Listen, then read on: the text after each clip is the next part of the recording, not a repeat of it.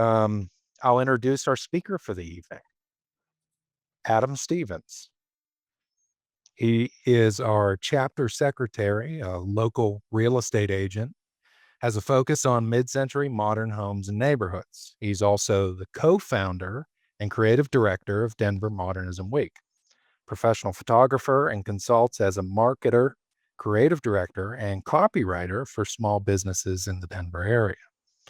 Adam lives in a small Cliff May home in Denver's Harvey Park with his wife, two boys, a dog, cats, rabbit, chickens, and is the neighborhood's amateur historian. I'll tell you, Adam clearly wrote this about himself.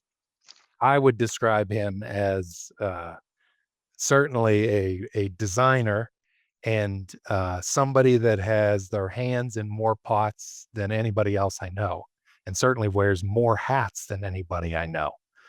So with that, Adam, the floor is yours. The talk is titled Inspired by Eichler, The Legacy of H.B. Wolff and Company. So I'm going to make the assumption that a lot of people here already know Krisana Park pretty well. Krisana Park and perhaps Lynwood pretty well. So hopefully this will educate those who know a little bit about it. Maybe those who live there will learn a few things you didn't know before. Um, I'll say that there's a lot that's just not known about these neighborhoods and the people who built them. So if you get to the end of this and you're like, oh my goodness, he didn't cover this, this, and this, I would love to learn more. But we'll get going here. Um, One of the interesting things is that before Krisana Park was built, there was actually a model home built at the Denver Home Show. Apparently, this was a traditional thing to do every year, was to actually build a home at the home show, which took place at the DU Field House. This was the 8th year that they were doing the home show. And I get the sense, based on the fact that they were building a house there, the home shows then were more about selling homes than they were about just focused on remodeling like they are today.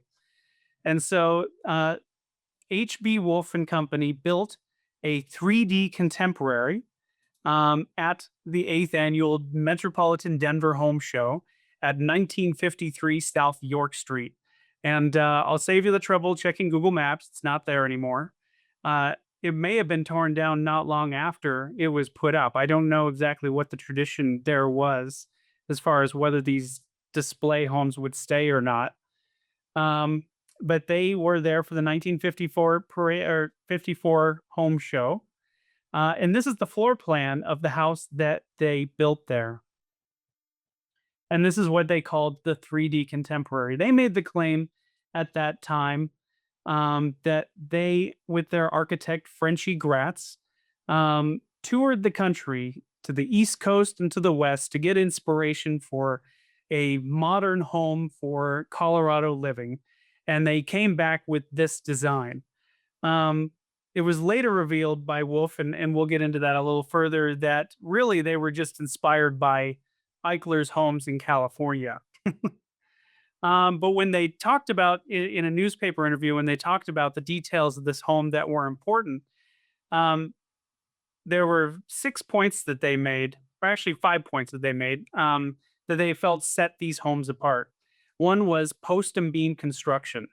So instead of normal framing, what these homes are built as is a set of 4x4 posts, then supporting beams overhead, and the walls themselves don't really provide much support other than preventing, say, racking in the event of a horizontal load or something like that.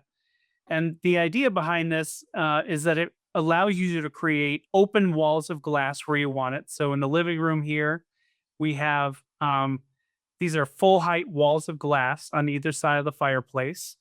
And it also allows you, if in the future you wanted to completely reconfigure the interior of the house, none of these walls inside the house are holding it up. You could completely reconfigure this whole floor plan. So These red boxes that I put on the plan here indicate where the posts are in this particular design. And then here are the main beams that would run along the post. One interesting thing is you'll note that this house is not symmetrical, that this side of the house is actually wider than this side of the house, which is kind of a departure from what I'm used to in a Cliff May home, which is what I live in, where the house is symmetrical from side to side on either side of the main beam. Now, the photos I'm afraid aren't great. I pulled these from the microfiche, so this is the best that I had. But um, this is an example of the post and beam construction where you have these exposed beams that are holding up the roof here and supported by posts between this wall of glass here. And then also on the front, there's this clear story window here, also kind of showing off the structure where this wall is obviously not holding up the house at all. And then we also have this vertical window on the right here. This motif right here you'll find continues into Krisana Park in one of the models. This is a looking back toward the kitchen where they have a pony wall, a wall that doesn't go all the way up to the roof.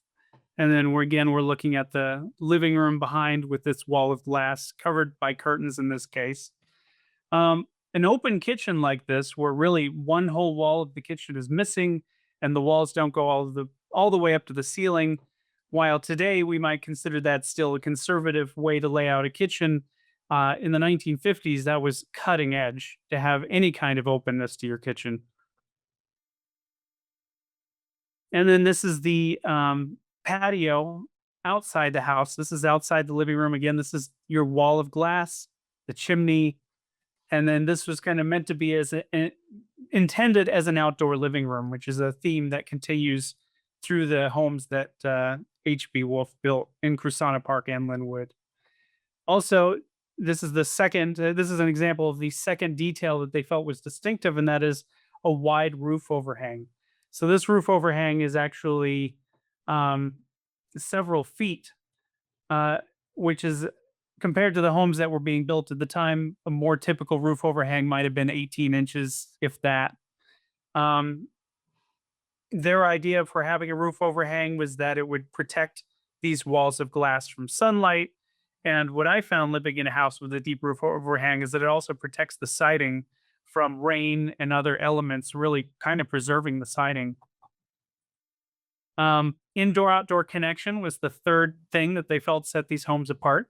So, as we've talked about with this wall of glass, again up here, and vertical redwood siding. And it's really hard to see in this photo, but you'll see this in the houses that were built in Krisana Park and Lynwood. They used a vertical plywood siding that had these vertical reveals, similar to what we call T111 siding today. And that was considered the design detail of these homes, a character defining feature. And then Philippine mahogany paneling inside. So instead of using drywall on the walls, all of the walls inside were clad with a stained mahogany paneling. Difficult to see in these photos, but you'll see some better examples as we go along.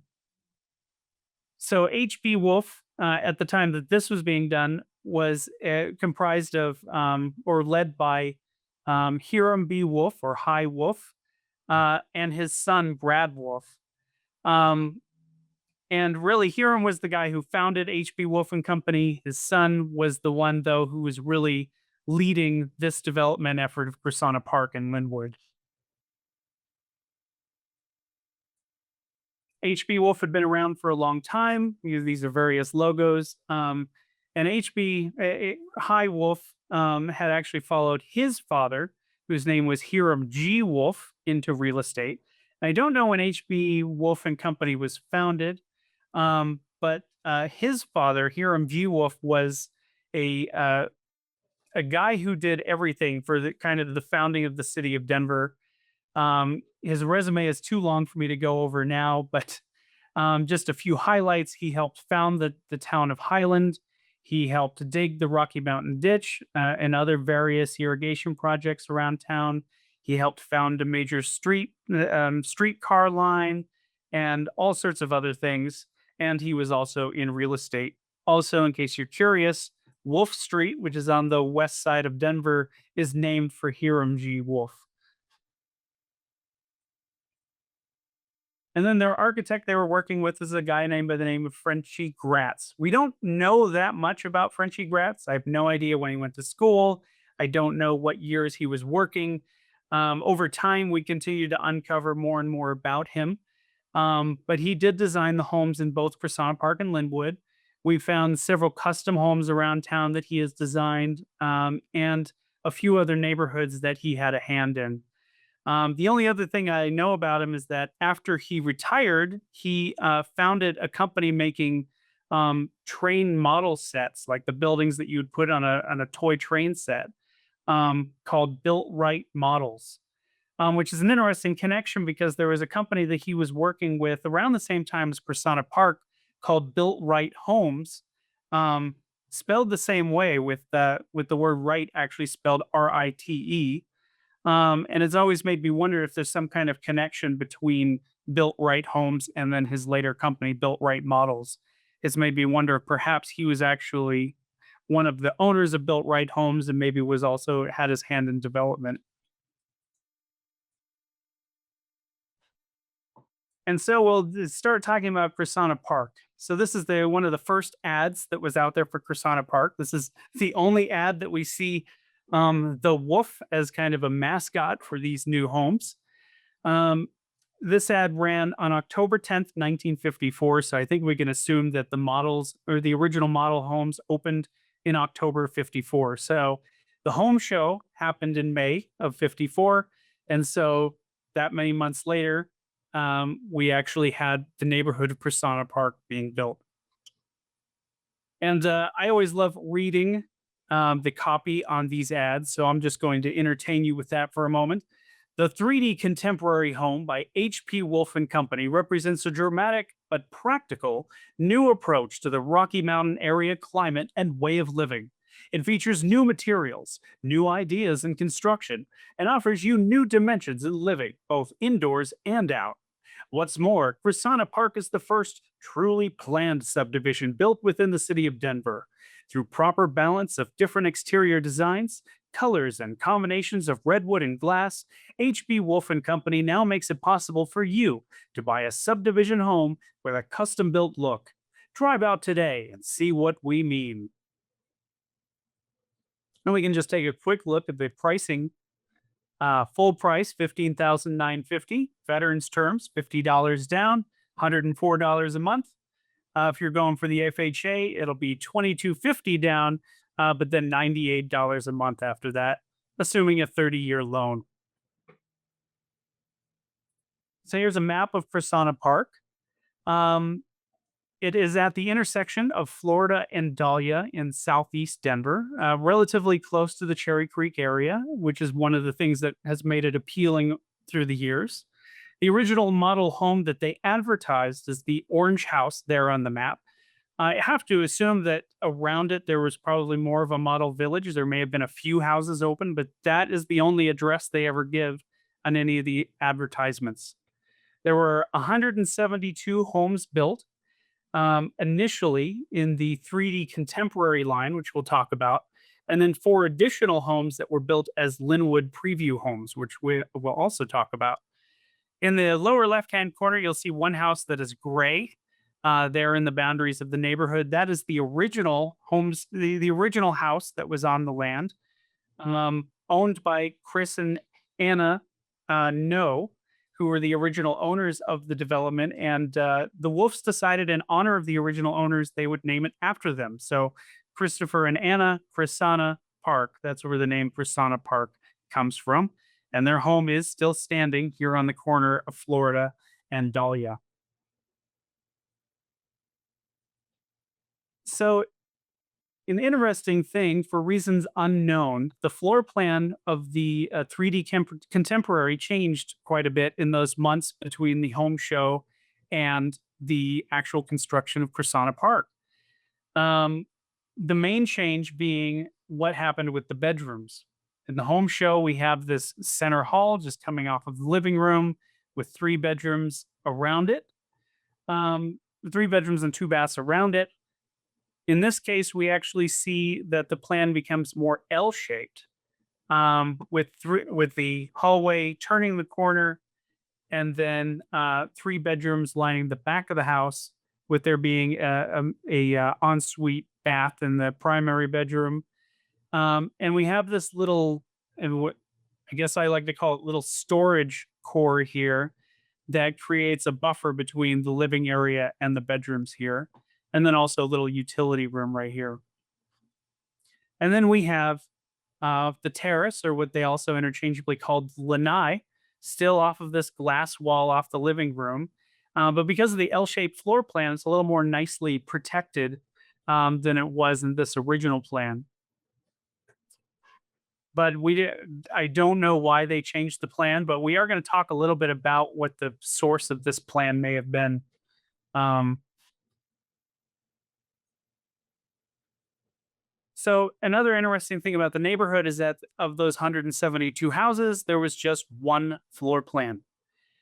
So they took this one floor plan and they created a what looks like a whole varied streetscape, um, by having different elevations.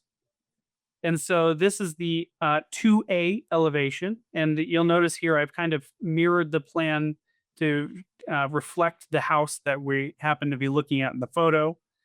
Um, so this is when I was saying before, this is the elevation that most closely reflects that original home show elevation, where we have the tall piece of glass in the middle, and then we have this clear story window.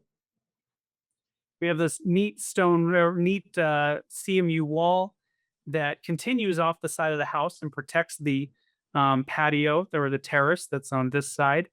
And this is a neat feature that's on some of the Krisana Park homes, are these um, this masonry where every other row has been kind of tilted out to create this neat effect. Some people have painted this contrasting color to make it stand out more. Some people have added their address numbers to it, but it's a neat detail. And then you can see the vertical siding here. This house it is a good example of what the houses would have originally looked like. It's probably one of the most original examples of this particular version. And then this is what the inside looks like. And actually, we were introduced a little while ago to Nadia. This is a house that she renovated. So this is not the inside of the house we were just looking at, but it's the same model with a window added in that solid wall in front. But you can see the details we were talking about before from the home show. We have these exposed beams, the tongue and groove ceilings, which is a consistent detail in all the homes, the window wall on this side. Also, this CMU on the fireplace is a consistent feature as well. This one, however, we don't see the mahogany, but we'll see another example that has the mahogany. Here's the 2B elevation. So this is the has the exact same floor plan. In this case, the carport has been converted into living space, but otherwise it's the same floor plan, but with a different elevation. This elevation is a clear story window all the way across. It doesn't have the vertical window. Also, the version that has the vertical window, if I go back a couple, actually has an offset, which you can see in the plan. The dining room is actually in a plane a little forward of this side here. But in this elevation, it's just flat all the way across. And then again, that vertical siding continues on to create this, what's supposed to be, this theoretically should be aligned, creates this plane across to protect the terrace over here. And this is the inside of that house we were just looking at. So there's that clear story window. Here's some of that nice mahogany, original mahogany. We have the 2C elevation here. So this, instead of having the clear story, we have just these two vertical windows. And then this is the inside, which you may recognize this from some of our promotion. This is also a space designed by Nadia. In this case, we have this beautiful mahogany still exposed, bringing some warmth into the space. Now, if you can imagine, the kitchen was not originally this open. That same pony wall that we saw there in the original home show house would have existed here, and there would have been cabinets on top of that. But in recent years, most people have favored completely opening the kitchen up, and you can see how it creates this nice great room feel. We have the 2D elevation. I don't have any interior photos of this model. What's interesting is that although this elevation looks dramatically different, the floor plan is still the same. So adjacent to the carport, we have a dining room with a front window. And then we have this long strip here in the living room. And of course, again, the terrace off to the side. This carport has a roof that kind of flies up over this flat roof. And this storage shed on the side of the carport is not an original feature of this model. Somebody added that, but they did match the siding, so you can't really tell that that's a change in this particular one. The 2E elevation is interesting because in this case, what they're doing is they're taking the exact same floor plan and they're rotating it 90 degrees. So now instead of the terrace being on the side of the house, the terrace is on the back of the house. So it's in the backyard now. And then we have the carport out in front with this nice curving driveway. Now the front door faces the street instead of facing the side. But one thing you'll notice in all of these you may have noticed in all of these elevations is that there's still an emphasis on privacy. There's not big walls of glass facing the street as you see in some other mid-century modern homes out there. And this is true both in Krisana Park in Lynwood and Lynwood, that there really was this emphasis on privacy from the street. And then the 2F, this is the sixth and final elevation. Same idea. What we're doing is we're turning the terrace to the back of the house. The other thing is that we're also changing the roof line. So if we go back here to say this model, you'll see the roof and the beams, the peak of the roof is running this way with the beams coming off of the peak of the roof. Um, but if we go to the ones where they're turning the terrace to the back, now the beams are running the other, or the beams are running the same direction, but the peak of the roof is running in a different direction. And the only difference between the 2F and the 2E really is the orientation of the carport. So in the 2E, the carport is turned so that you have to have this curving driveway, this dramatic curving driveway taking up your whole front yard. And then the 2F just has the carport facing the street. And just to give you a couple more great ads, these are the things that they were emphasizing in these homes. So we have central hall planning, two full baths, of course. This is kind of a big deal. Two full baths was not necessarily a standard feature in 1954, 55. Three bedrooms, wood burning fireplace, the indoor outdoor patio, and then materials such as the Philippine mahogany and easy to care for redwood exteriors. To be lived in, a modern floor plan that fairly breathes comfortable living, compact yet spacious, designed for freedom of movement with complete control of traffic and saving of steps in every direction.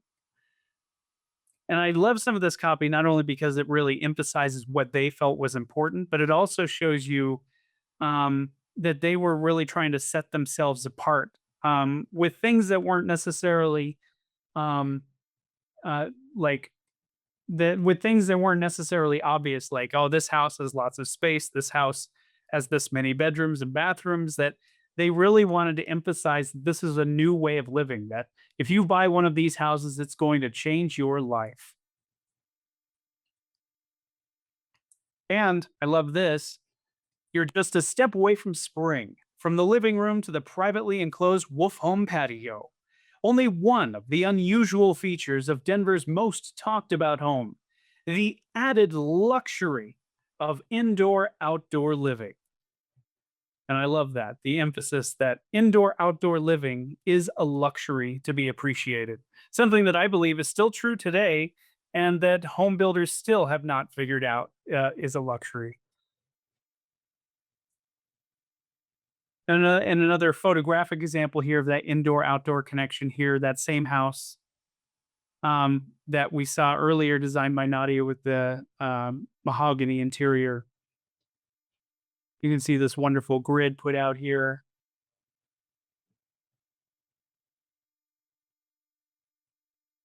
And I just have some general, I threw these in at the last minute because I had taken the Krisana Park home tour a few years ago. And I felt like I was kind of lacking in photos of what Krisana Park homes were looking like. So I'm just sharing a few of my photos from the home tour here. You might recognize this as the E model, the 2E model, where this would have originally been a carport, but has now been enclosed. And you'll find this is very common in Crisana Park for carports to be enclosed. All the homes just came with one car carports, no garages originally, no two-car carports. And you'll find that a lot of the homes, the carports have been enclosed and no other covered parking has been added in to replace it, which I think is an interesting thing. Here's again that window wall with the fireplace. You can see the indoor outdoor connection here with this plane that just continues right through the glass. This is that same from the outside. You can see they even have a television out here, really making this an outdoor living room. And then the same space here looking a different direction. This home wasn't actually on the tour, but I wanted to take a picture of the front of it because I thought it was interesting, the artwork that they put on the front here. Another one that's had the window added in on the front. And they've actually put a little a totally lacking in words. We're a little set of grapevines. Vineyard, that was the word I was looking for. And this is the inside of that same house. You can see the beautiful mahogany still existing on this wall here. And you can see again in this particular model where you have the difference in planes. So this plane is separate from this one here. And then here, this is really how it's intended to be. You have this wall here that passes through, and so this plane is meant to be continuous from right here all the way outside here to the garden. Beautiful detail there. More mahogany in a bedroom here. And this is another detail that is pretty consistent throughout the HB Wolff homes in both Krisana Park and Lynwood are these transom windows that are over most of the windows in the house that kind of fill the space between these beams that go from indoors to out. They're a nice touch because they both enhance the indoor-outdoor connection, so you visually see those beams going in and out. They also make it so that if you're, employing some privacy and you're adding curtains to your windows here, you're still getting some natural light in from these transom windows. And this is another version of the B model here. And so there's the big question. So we call these Eichlers. A lot of people say that Wolff was inspired by Eichler to build these designs. And in fact, Atomic Ranch actually did an interview, I think it was in 2006, of Brad Wolff. This was prior to his passing a couple years ago, where he was actually quoted as saying, well, in order to avoid broken water pipes, we had to move the washer and dryer units from the carport to the kitchen. This is basically the only alteration made to the original design. The original design he's referencing, of course, is an Eichler design. We don't really know which design he's referring to here. We know he spent a week out in California looking at various homes and probably focusing heavily on Eichler's designs. Eichler worked with several different architects for his designs. And the one that I found that I think is closest to the Wolff designs are those that were done by Jones and Emmons, which is the firm comprised of A. Quincy Jones and Frederick E. Emmons. And if we look at a floor plan here that was published actually in this issue of House and Home from July 1955, we see some similarities. Mainly, if we look at the kitchen and the living room area, we can see that the two are almost exactly the same. So if there wasn't direct copying, there was at least a lot of borrowing from this Jones and Emmons design. And in fact, if we zoom in a little bit here and ignore what's happening on the front of this Jones and Emmons design, which is a garage and an all-purpose room, um, we really see the similarities. We have the kitchen, the living room, the terrace, kitchen, living room, terrace, fireplace, even in the exact same spot. Even the plants drawn in the same spot in the floor plans. Um, and then we also see the way the bedrooms are arranged. Now, I would say the Jones and Emmons layout is much more luxurious and open. They also provided a hallway that goes to the back of the house here, but they also have what I call this storage core right here, providing that buffer um, and creating that hallway. Um, the master bedroom, or the primary bedroom in this case, is much more compact in the Wolff home. And because they put the bathroom here instead of between these two bedrooms, they kind of missed the opportunity to be able to have that bedroom open onto the terrace, which would have been a really great detail. In the Jones and Emmons design, they did have that bedroom opening onto the terrace. So you can definitely see the similarities here. You could see the inspiration. Also, if we look at some elevations, this is all from the same article, actually. On the left is a Eichler home, and on the right, we have this familiar pair of windows in the front of the elevation. Another one, we have the full height window here, joined by the clear story, and then the overhang. We see the same thing happening here in this elevation. Oh, if we look at the living room, we have the fireplace, the window wall, and then, of course, a very familiar scene here on this side. And then you look at this, and it's just uncanny.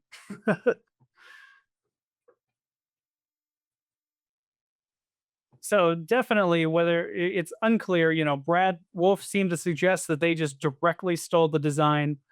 Um, I tend to think that there was a lot of borrowing, but I'm not sure the design was entirely just stolen from Eichler.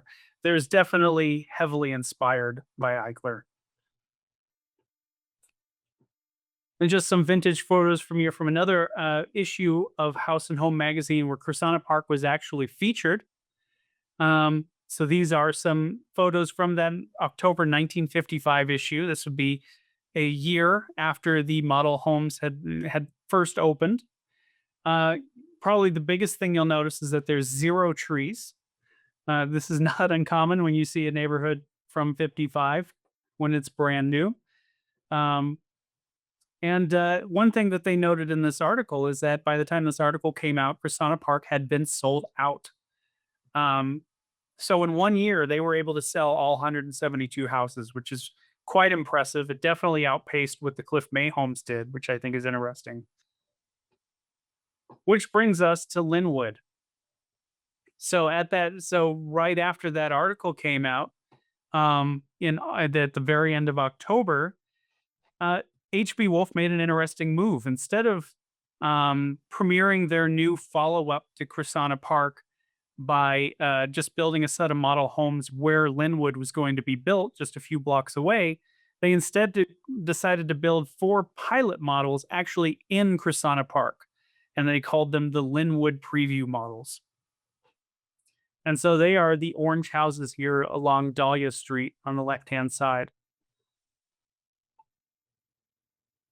Soon, HB Wolff and Company will present Lynwood, a truly planned development. Our 1956 model contemporary homes in Lynwood will answer every desire of the family wanting the ease and efficiency the modern design affords. But before Lynwood, may we show you 4 of our 5 proposed plans? And here's photographs of the houses that were actually built. This is 1380 South Dahlia. Contemporary perfection for the couple or small family. Dressing room, dining room, spacious living room with fireplace, garage, carport, and two patios. This house was two bedrooms, two baths originally. I believe it still is. We have 1430 South Dahlia, three bedrooms, and a family room. Provides more room for the growing family. Two baths, fireplace, wall between living and family room, built in barbecue, garage, carport, and patio, too. 1440 South Dahlia is a tri level. So here they're really expanding their variety of offerings by not just having a ranch, but this is actually a tri level. You have to ignore this addition here on the left on top of the carport garage. That's not an original part of the house. The actual tri level part is here in back where you see these clear story windows. Three bedrooms, two baths on top level, entrance, living room with fireplace, garage and carport on balcony level, dining room, kitchen, family room, half bath, utility room, and patio on garden level. And to give you a little bit of perspective, a tri level in 55, 56 was still very, very rare.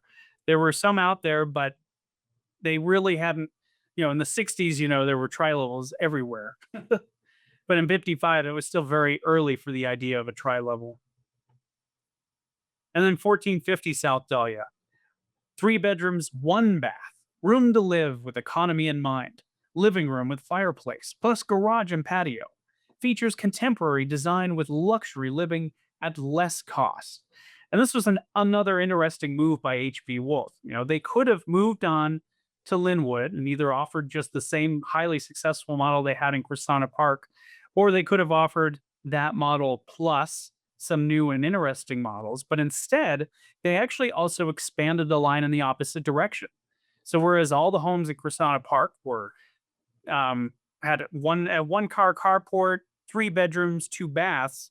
Here, this is a model that now has a garage here, but originally had a one car carport, um, three bedrooms, and only one bath. So this is more of a budget model. So they're actually offering something below what they offered in Krisana Park in Lynwood. So they expanded the line in both directions.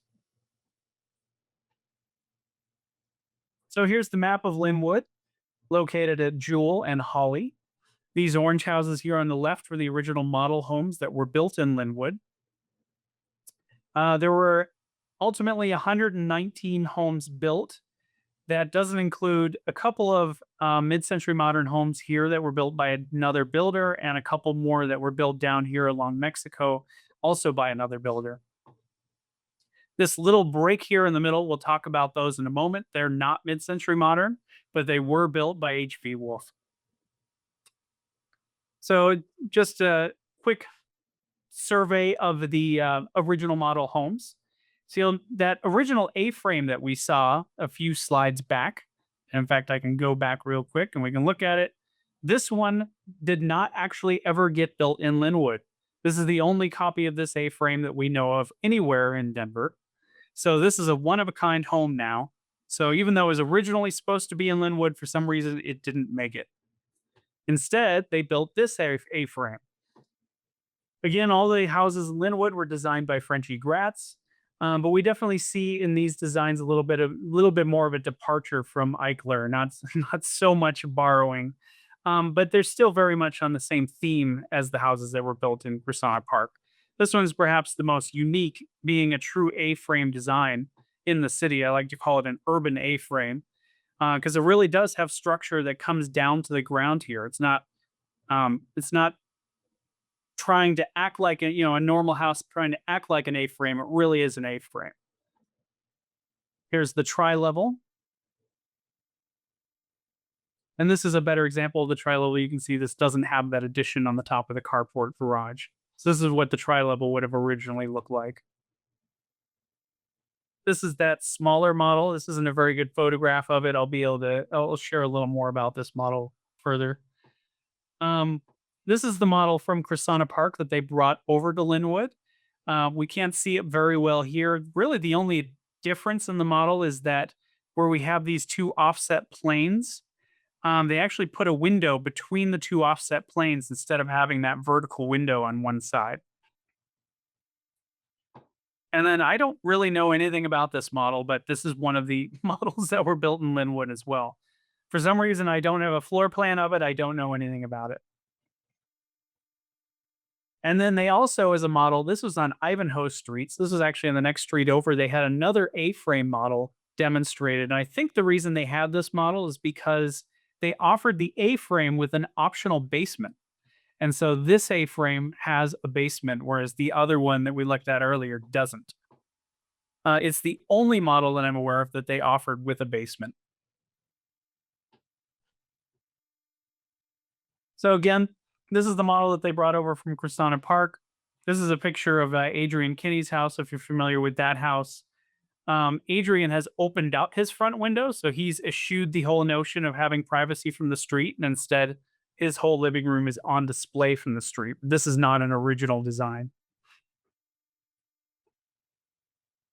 Um, in They did different model numbering in Lynwood. So this is the 600-3 Plan A. And so for each model, they had a Plan A and a Plan B, which really, when they plan seems to be a misnomer because really what they're talking about is elevation.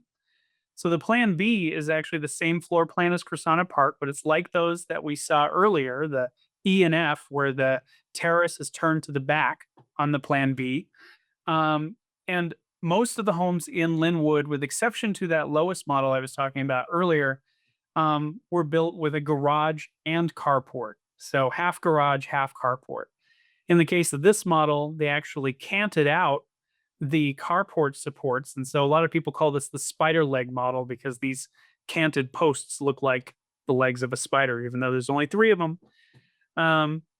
But It also created a kind of patio port, which is a term I learned a couple years ago. So it actually protects the front door of the house as well as you approach it.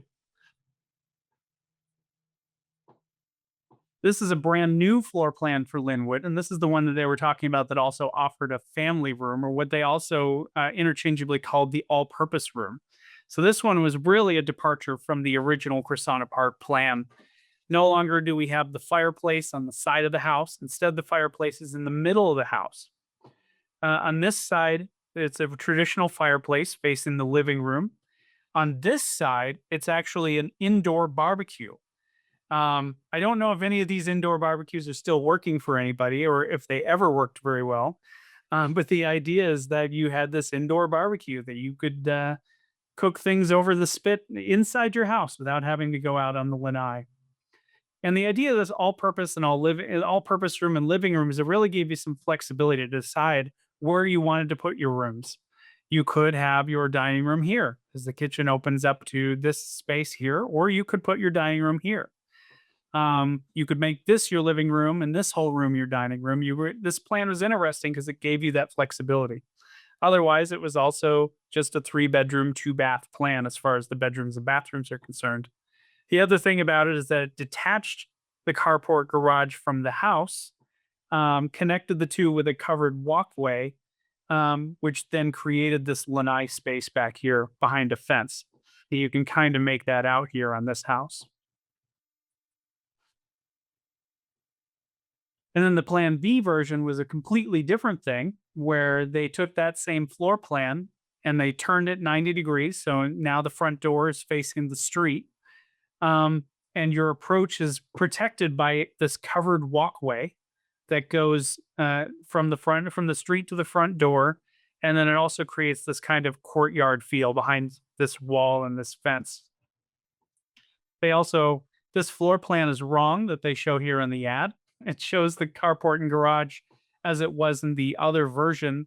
But actually, in the case of this model, they moved it to the other side of the house, um, and then created that courtyard here. So I'm gonna have to draw up a more accurate version of what this plan actually looks like, since the one they put in the ad is wrong. And then this is the budget plan that I was talking about earlier, the 600-4 Plan A and Plan B. So in this case, we no longer have the L-shaped plan. I guess we have a little tiny bit of an L, but it's just a bump out where the kitchen has a window into the carport. It only has a one-car carport, doesn't have the half garage or half carport. And in an unusual move, it puts the bedrooms to the front of the house, which we don't see any other houses in Lynwood or Krisana Park where they put the bedrooms to the front.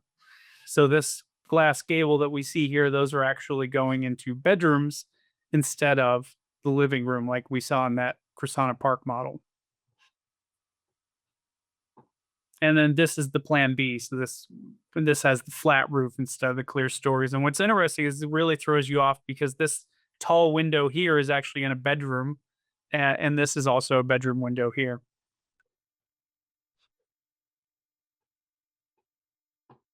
And I just wanted to highlight the A-frame because not all the A-frames were situated from the street so that all you see is the side of the roof.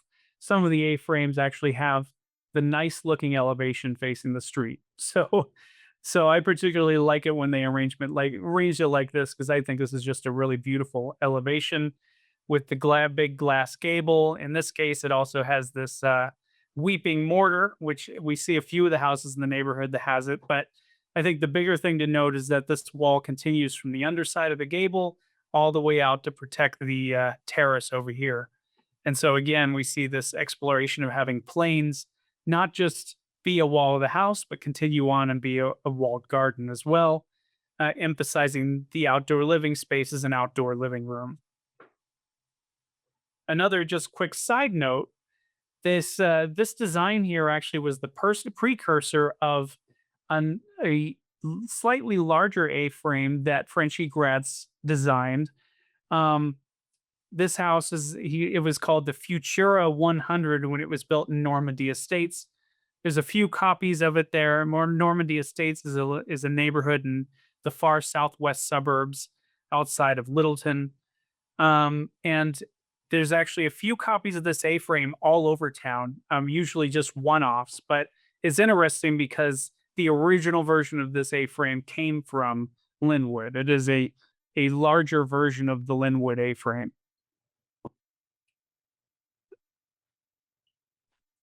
And this is probably my favorite ad just because it shows the selection of homes here. I'm not sure there are actually any tri-levels that I've seen built like this with the tri-level part. I'm actually going to have to hunt for that to see. Um, but again, with the great copy, far more than a group of new homes. In actuality, a new way of life, emphasizing the contemporary manner of leisure, comfort, and efficiency. Love that. So, after 119 houses were built for reasons unknown, H.B. Wolff made a sudden turn for their early American line. And so Linwood is actually meant to be much larger than it was actually built. It was actually meant to continue several more blocks to the east of where it's located. But instead of building contemporary homes there, H.B. Wolff ended up building their early American homes line. And that's what those four gray homes that you saw in the middle of the map are. They were I think, some of the original model homes for this early American homes line. Kind of cute designs, but a vast departure from the contemporary designs. So, talking about Krisana Park today, as you probably have gathered, it is one of the favorite mid-century modern neighborhoods in Denver. I think it really hits the sweet spot for people because it's not the really expensive custom homes of Arapahoe Acres that are, everybody would love to live in one of those, but it's out of most people's reach. And yet these homes have some details that you find in custom homes, like the exposed beams, the tongue and groove ceilings, the walls of glass, where it's remaining the mahogany paneling, features that are above and beyond what you may have gotten, say, in a Cliff May home or some of the lower end mid-century modern homes. And I think, of course, people also love the location of Krisana Park, close to Cherry Creek, relatively close to downtown. And people really enjoy living here. They enjoy the unique streetscapes, and they enjoy that the neighborhood is mostly intact from a design standpoint.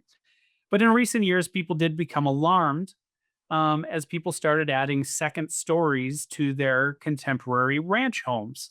Alarmed to the point that a group of people started to get together and wanted to find a way to protect Krisana Park. The city councilman at the time was highly resistant to the idea of a historic district. He basically told the neighborhood, if you want a historic district, you're going to have to give 100% support. Um, and that pretty much took it off the table. And so the neighborhood looked for an alternative plan, which was to do something that's becoming more and more common called a conservation overlay. And what an overlay is, it's a zoning change where instead of a historic district, which actually prevents demolitions and also protects the character defining features of a neighborhood, like the windows and the siding and things like that, the conservation overlay adjusts just the building form and its placement on the lot. And so the idea is that it's kind of a compromise. So it doesn't prevent demolitions. It doesn't prevent you from putting additions on. It doesn't prevent you from changing your windows out to whatever you want them to be. But it does at least put some restrictions in that protect the character of the neighborhood, or at least in theory, should protect the character of the neighborhood. So the conservation overlay is relatively simple in Krisana Park. Um, when we're looking at the bulk plane, the area that you can actually build in on the lot, they made it so that the maximum height you can build to is 18 feet or a story and a half. So no more two-story additions are allowed in Krisana Park. Um, Also, the front 50% of the lot has a maximum height of in front portion of the lot, as you can see, uh, doesn't allow that full 1.5 stories. Instead, just the peak of your roof can go to 18 feet. In the back of the lot, you can actually um, go a little farther out edge to edge with a 14-foot height on the side of the lot, whereas in the front, you only have a limit of 10 feet.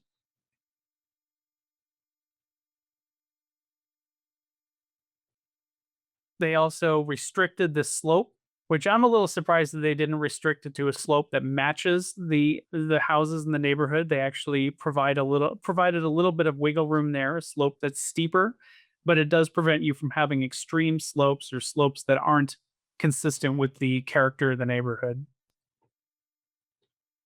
And they actually eased the setbacks in the neighborhood. So that I think this was kind of a compromise.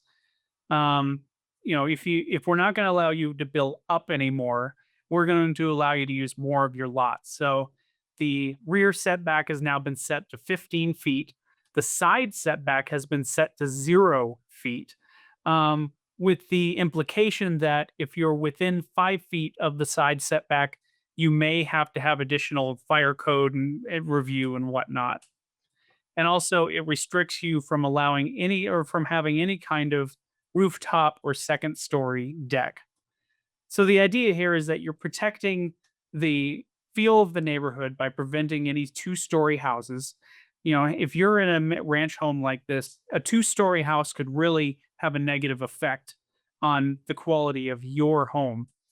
Not only does it block the natural light, but as a person who lives in a Cliff May home where this is definitely a poignant issue, this notion that your terrace or your courtyard is a private outdoor living space, the moment somebody builds a house a second story above you, suddenly that outdoor living space is no longer private.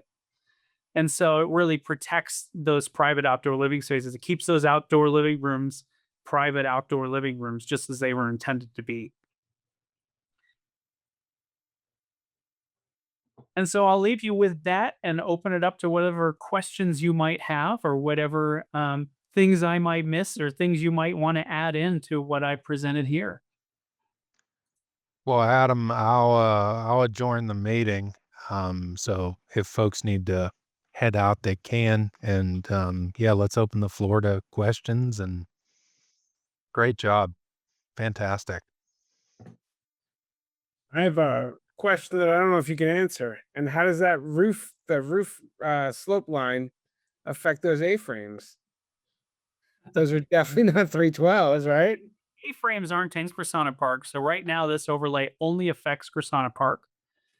Um, so there's only one A-frame in Krisana Park. The other thing is that anything that's already built is grandfathered in. So some of those, like the second story addition that you saw in the photograph there, they're not required to tear that off. Um, It's just that you can't put any new second story additions like that on your home in Krisana Park. The hope is that the same kind of conservation overlay can someday be applied to Lynwood as well, but right now Lynwood has no such protections. This only applies to Krisana Park.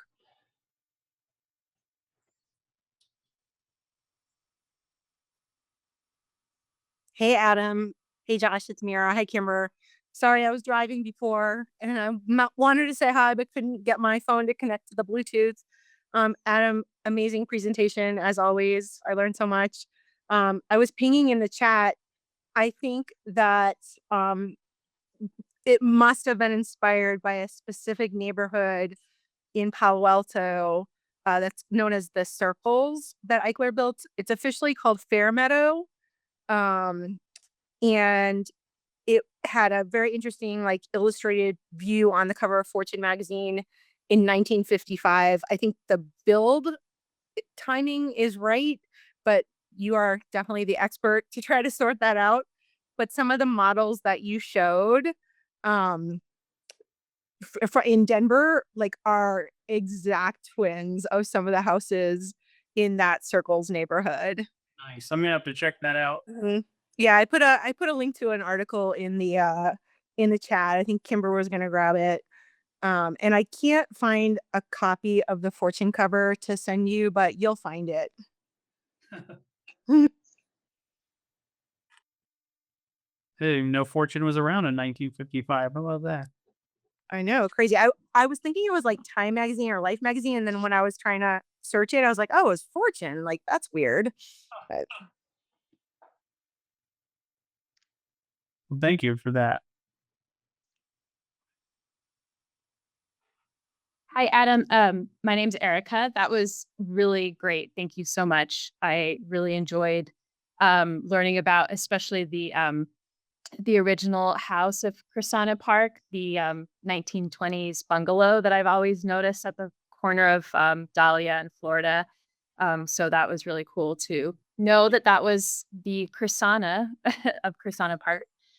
Um, I had a question for you, and I guess just an observation that I wanted to share. I'll start with the observation that, as I said, I live in Lynwood, and I went to some mid-century modern residential seminar about the history of that residential type, and the presenter was talking about how he didn't really understand how split levels. He found them impractical.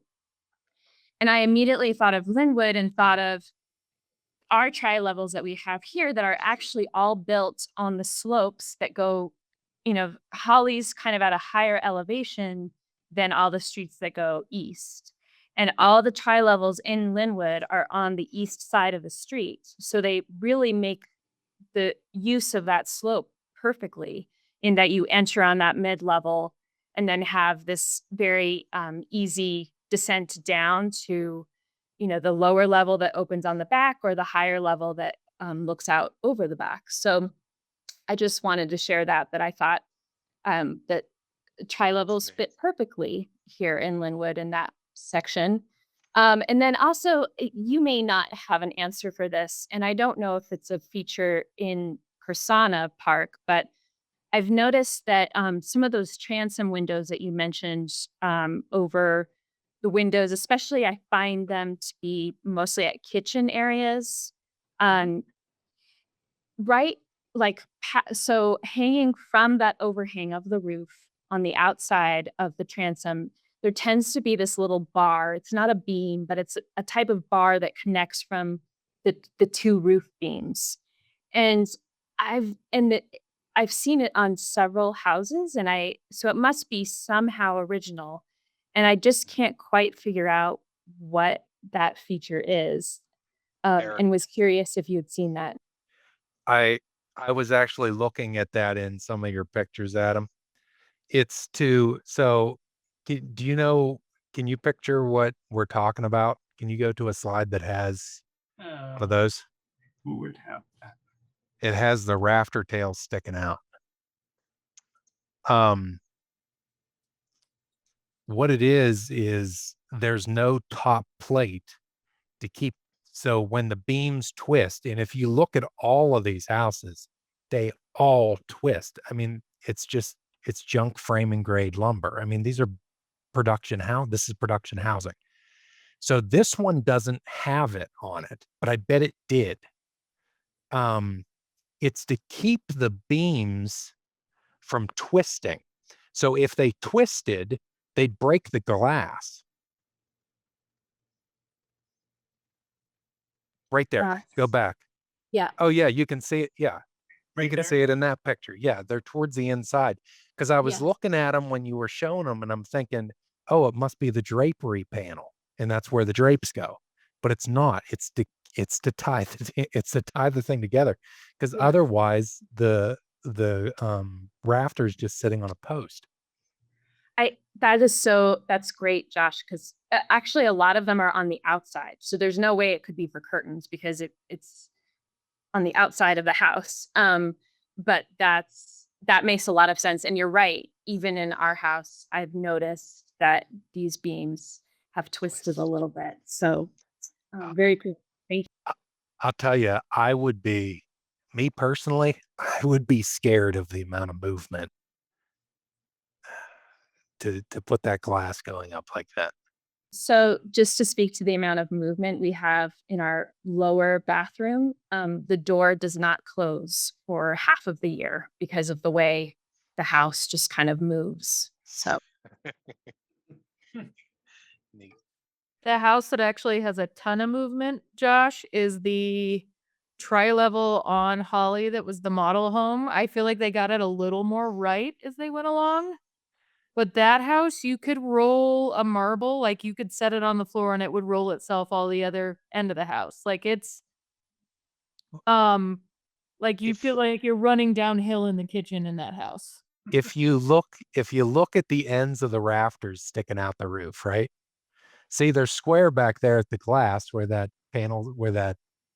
member's holding them square. But do you see out at the very edge of the drip line of the roof? Do you see them all twisting left and right? And Yeah. they, I mean, they would have done that brand new. I mean, that looked like that out of the gate. It makes me feel safer about my house with my twisted beams.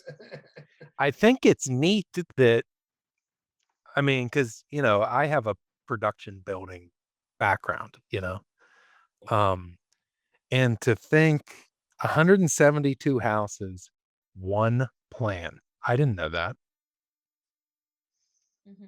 And with how many elevations? 5? 6 elevations. Yeah.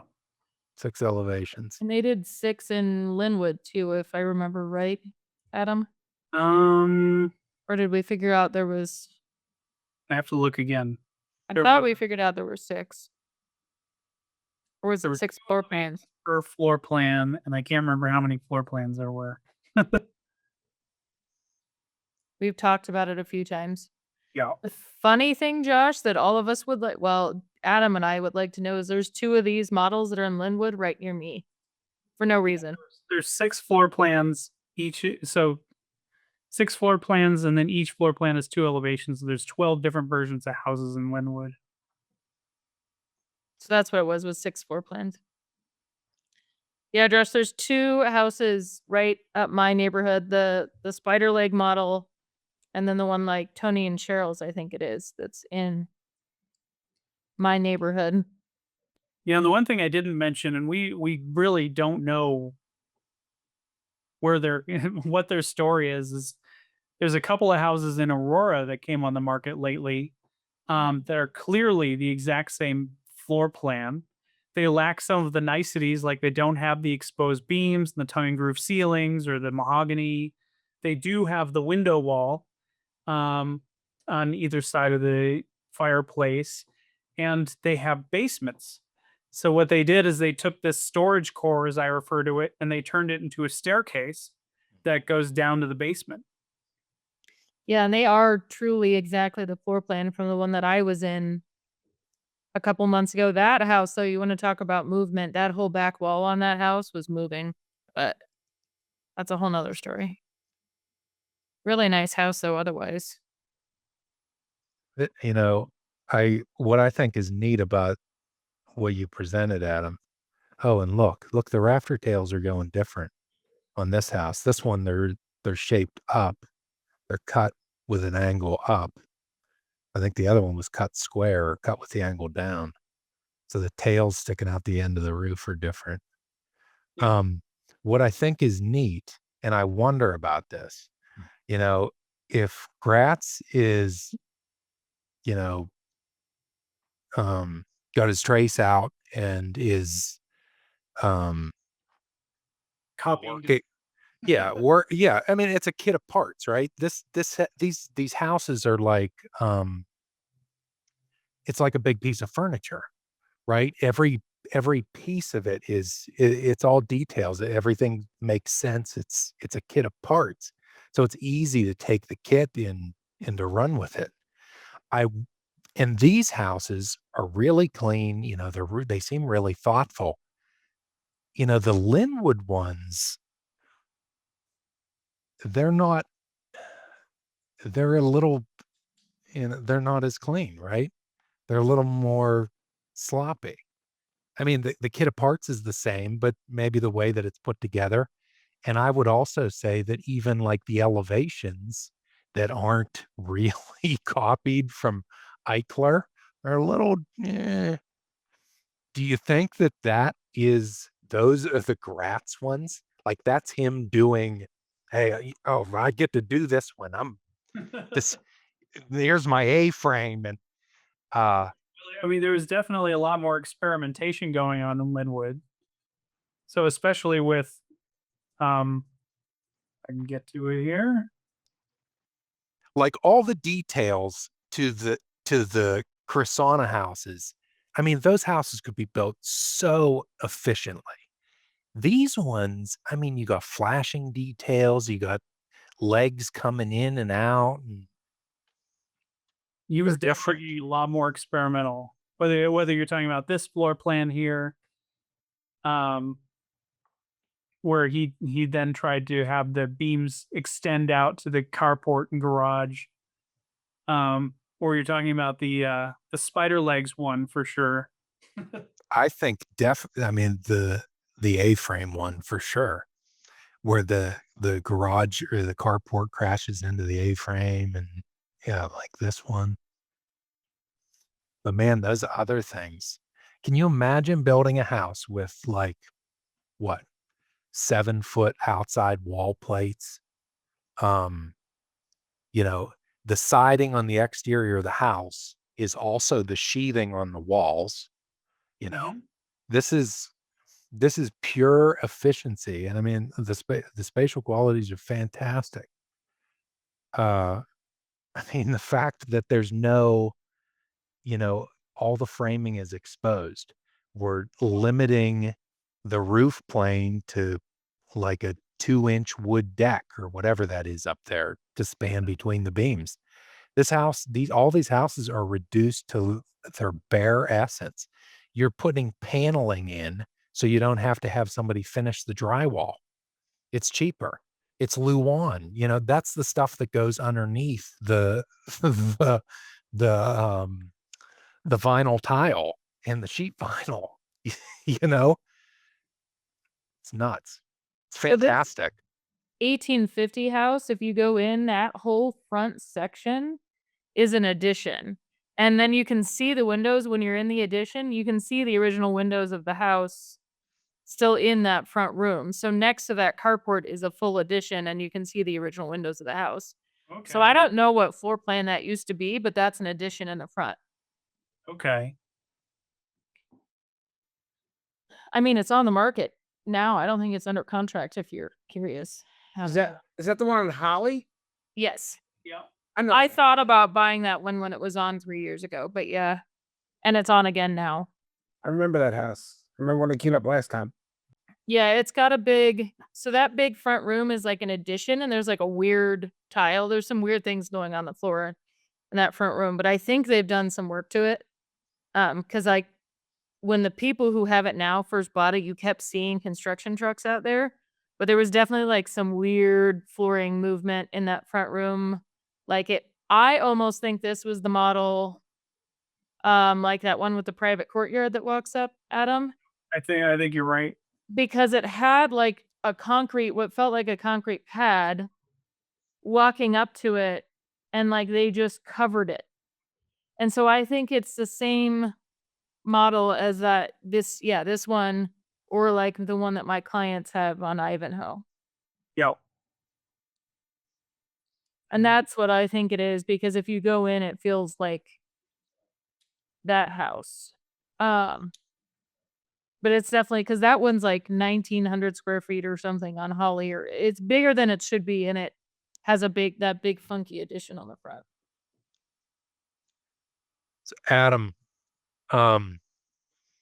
so since Wolff was a production builder, when did they stop doing work?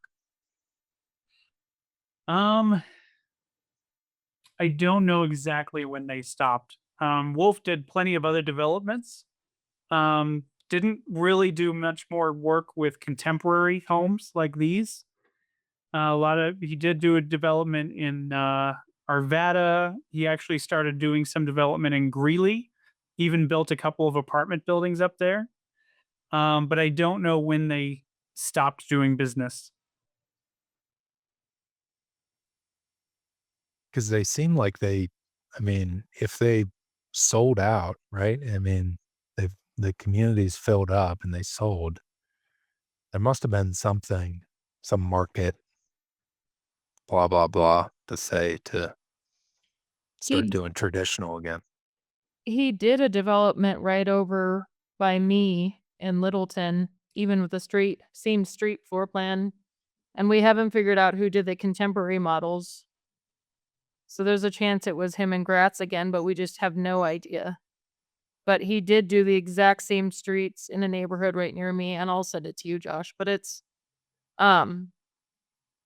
he had his hands in quite a few areas, and we have a hunch he had a hand in another. Well, we know he had a hand in another section, a cul-de-sac right by me too. So we have like Frenchie and HB Wolff scattered around Littleton in really weird spots too. Yeah, I did. Haven't figured out. Yeah, I did a remodel in Littleton. It was on Westview. I don't know, Adam, if you would know, but it looked very, very similar to HB Wolff. Krisana Park. Westview is Broadmoor.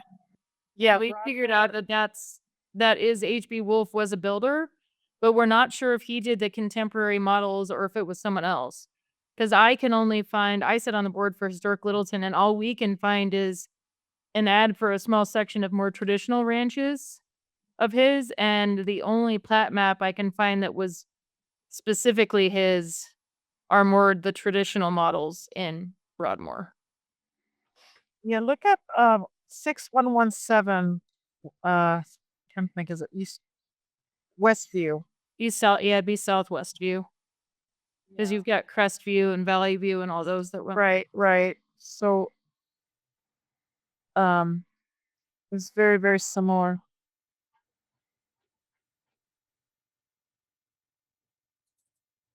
Yeah, and like I said, there's 2 of the Lynwood models randomly placed right near me for like no reason. We can't figure it out how they ended up there, but they did.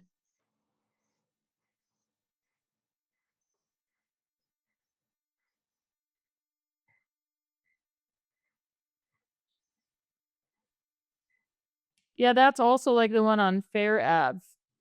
The one that you're Nadia, the one that you're talking about, there's one on Fair that's that exact same floor plan too. Right. It's shoot. What is that one? I'm trying to remember. It's that exact same floor plan though. Here's what Wolff is building up in Arvada. So you're saying you think it is Wolff, but not Frenchie Gratts? Is that what you're saying? We can't it's on one of my projects. I'm in charge of trying to do a bunch of stuff, and I need to get to the library, but there's a chance it's Gratts because we've also found Gratts in other spots in Littleton. and a spot right nearby off of Bellevue. So and I also am about 90% sure one of the floor plans that's on Bellevue is one that my client lives in Broadmoor, but we haven't found anything that ties the two of them directly together. So we don't want to like 100% say that, if you know what I mean. Yeah. Oh, yeah. Like that's sort of our assumption is that we think they did do some of the models. And there's one that's particularly like has movable walls that's very Gratts, but we just don't know if that was H.B. Wolff that built it or if it was just Gratts was the architect. And we know he did one section of Broadmoor, but not the other. So it's interesting. There's a there's a group of housing also on Elati. Like have you seen those? Those are Buckmaster. And Buckmaster? We don't know anything other than the builder was Buckmaster, and he also built the same models literally up the street from me. And we know which house was Buckmaster's, but we don't know who the architect was, whether it was someone working for Buckmaster or who. But yeah, that's the South Elati Drive, those homes right there. There are a couple of those exact models right up the street from me. It's a giant puzzle. Littleton's weird because of how it incorporated in different chunks. And then farmland was developed in such different chunks. And especially right near me, there's all these like small subs where they would sub out like 8 lots. And then a builder would build 8 homes right there. And then on the other side of the street, you can tell they bought another chunk and built another 8 houses, but they seem related, but almost unrelated. And it's sort of a mess.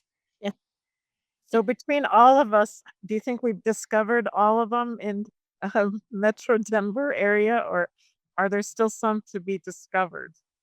I think there's still a lot to be discovered. I still have the giant. I mean, just Littleton is a giant puzzle, and I'm still figuring out things. But we've been doing from research. We found out where Frenchie Gratts lived, and we figured out that he lived in Parker in Ponderosa Hills and designed several houses in there. And so did several other architects. So like we found some cool things. We found his real name. But yeah, Milford M. Gratts. Yeah, so we figured out his real name. Like these are things that we've just, when we're digging and when I go in, I mean, thanks to Adam, I have the bug of the newspaper bug. So I get lost for hours in the newspaper, and then sometimes I get so in a circle that I don't even know what happened. But Gratz got some really cool houses going in his later life and went around to a lot of spots in town. And then H.B. Wolff did this custom circle right near me that unfortunately 2 of them have been completely scraped. But there's also a couple really good examples. But that was a development, but not necessarily, there were different architects. And then, which is what Adam has up right now is Southwood Park. And then Southwood in general by me had all different architects. And according to one of the gals that almost bought it from an original owner that's up the road from me, she said that each home you could have your own builder or a pick from like 10 different builders in Southwood.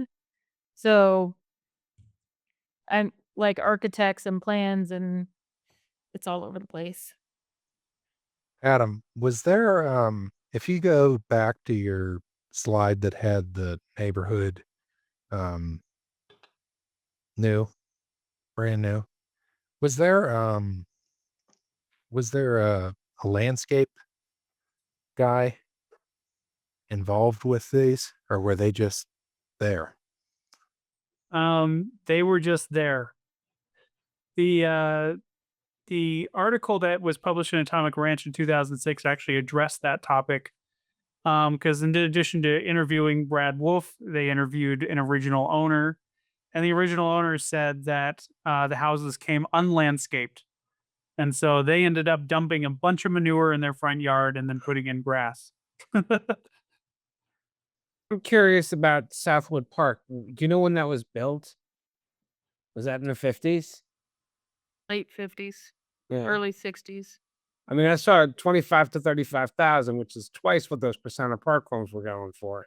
They're big lots and custom homes. Yeah, that ad was 61, and they were definitely homes that were targeted at a higher demographic. Oh, I mean, I understand that, but it just seemed kind of high to me, you know. They're big, and the lots are big, and it's right next to the High Line. That's the neighborhood right next to me. And they were like Southwood. I've seen a few things and talked to people, and it was like advertised as a custom neighborhood. And it's all what used to be Pickletown.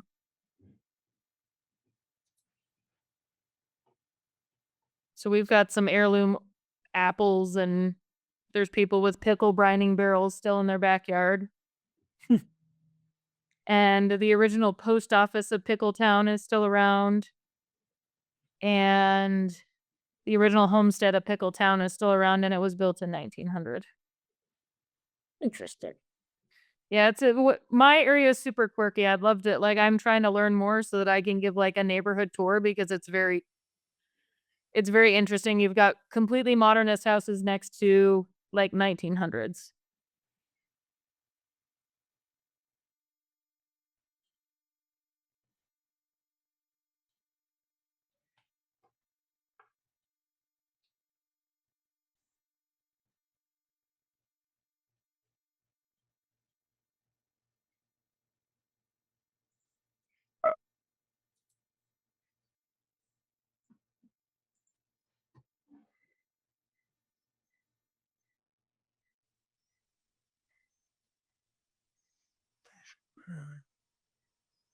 So I discovered one fun fact as I was preparing for this is that Brad Wolff's actual name is Hiram Bradley Wolff Jr.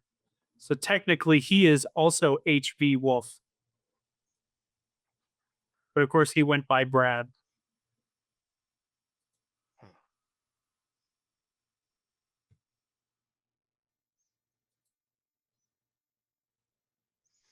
So what happens to Gratts beyond the model train set business? That's it. Apparently, he liked to trail ride his horse in Parker. The company still exists, and it actually talks about how they're trying to continue on the legacy of Frenchie Gratts. Alan, do you ever remember coming across him?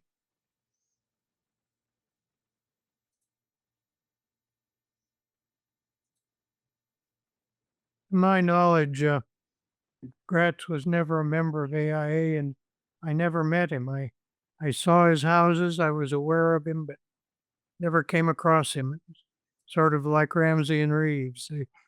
They they sort of floated in the netherworld and did a lot of work, and never appeared in the conventional circles.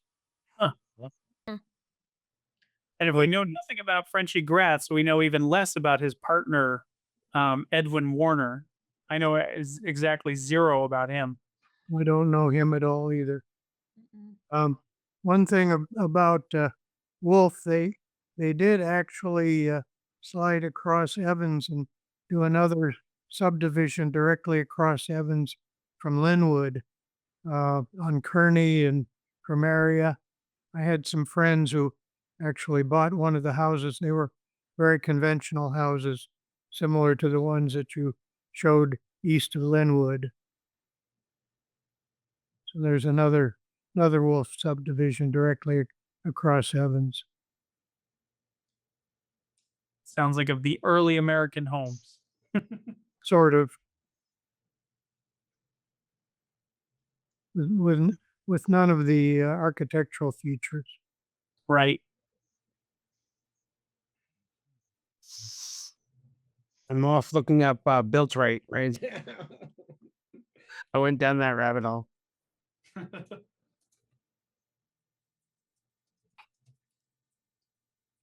Yeah, the only thing, the reason I found out more about Gratz is because I went looking and then found out he did all that stuff and did the handful in Parker. And one of his houses that I knew was an original owner that I had sent a letter to, she never responded. And then I found out why the house went on the market as an estate.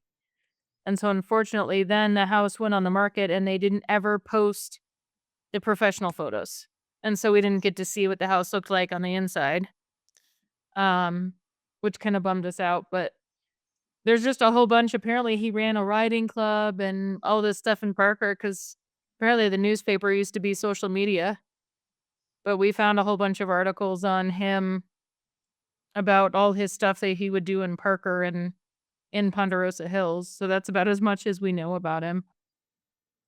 Adam, do you know which Krisana house other than I guess the model, which was the very first one that was built? I don't know which one was the first one built. I mean, did they go like one street at a time? And That I have no idea. at one point I heard that the one that I still own might have been the first, but I don't know that that's true. Cause then later I heard it was, like I said, they went, either they started on Dahlia or they started on Fairfax and went the other one. I don't know. Built at Fairfax, so that would suggest that they started there, but yeah, I have no idea. Are they forced air or are they water? They're forced. I don't know. The forced are now, but I don't know what they were. They were Where do forced the there ducks run? in the slab underneath in the cross. Oh, And some of them, these are all crawls. uh-huh. They're not slab on grade. Okay. And there are some that have it so much in the slab. I ran into it on an inspection that it makes it really hard for radon mitigation on a couple of them where they ran some of the ducting into some of the slab, and then it's really hard to keep it from getting exposed to the radon gas, but that's a whole nother wormhole. I don't get how they're like, what are they standing on? Like, what's the support? Like, Are they so they're crawls?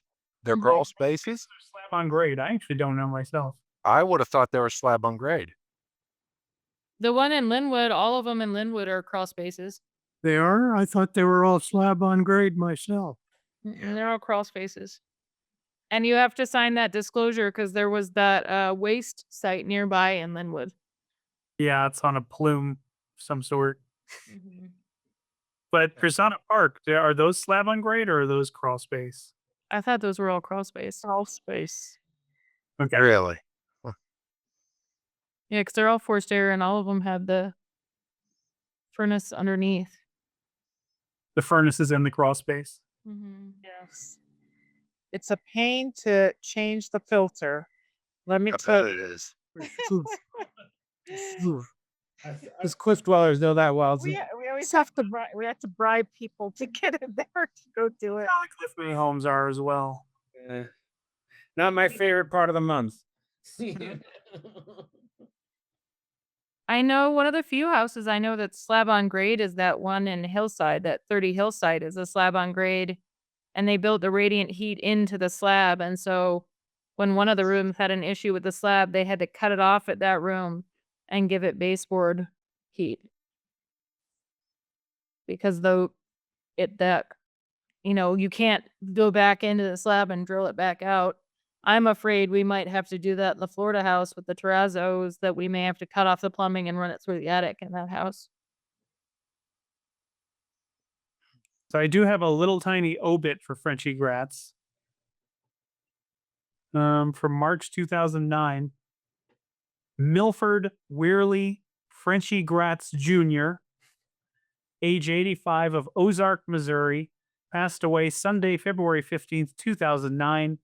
He was born July 2nd, 1923 in Fort Wayne, Indiana, the son of Milford W. Gratts Sr. and Nell Campbell Gratts. He served his country in the U.S. Army during World War II as an airplane pilot.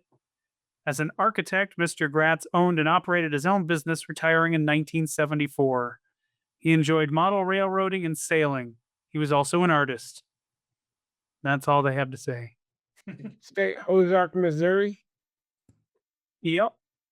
I found his architect license. You Google Milford Gratts, it comes up. Milford Gratts. Yep. That's what you have to look up. And so why, what was, I mean, I assume it was just some marketing stuff, but is there anything behind the 3D contemporary name? That's a good question. I think it's an Why would you go choice with because it's not like the term What else would it be? 2D? It's flat.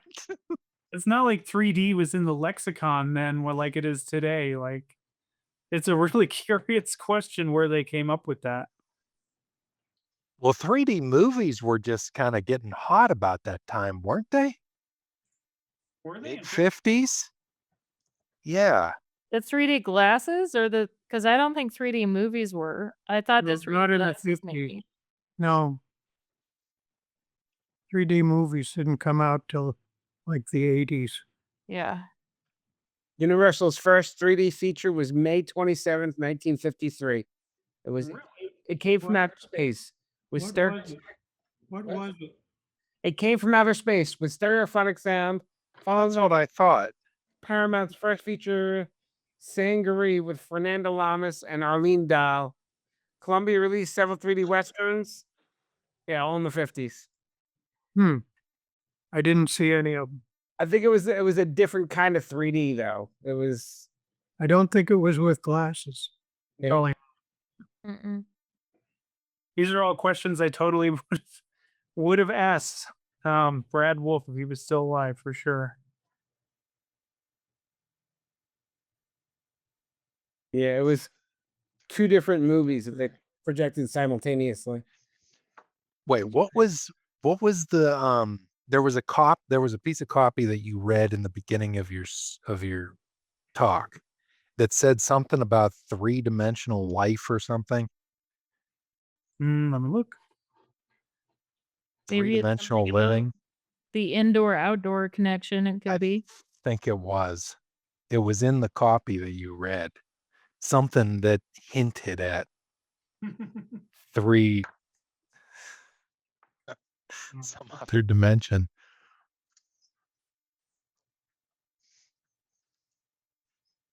Oh, it's new dimensions in living. This is the 3D contemporary home by H.B. Wolff and Company represents a dramatic but practical new approach to the Rocky Mountain area climate and way of living. It features new materials, new ideas in construction, and offers you new dimensions in living, both indoors and out. Maybe that's what they mean. Otherwise, it's just H.B. Wolff and Company invites you to see the 3D contemporary. 3D. They mean by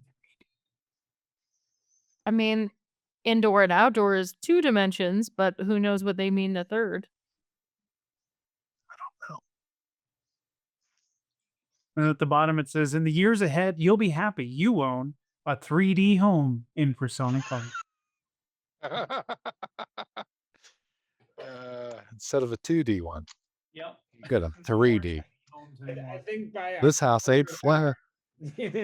I think by October or November, I'd be happy to have that third dimension.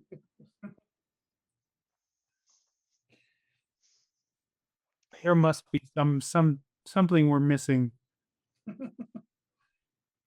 Perhaps the indoor-outdoor and then the house that encapsulates all of the above. I don't know. They probably had some really clever marketing discussion that we're missing out on. Probably.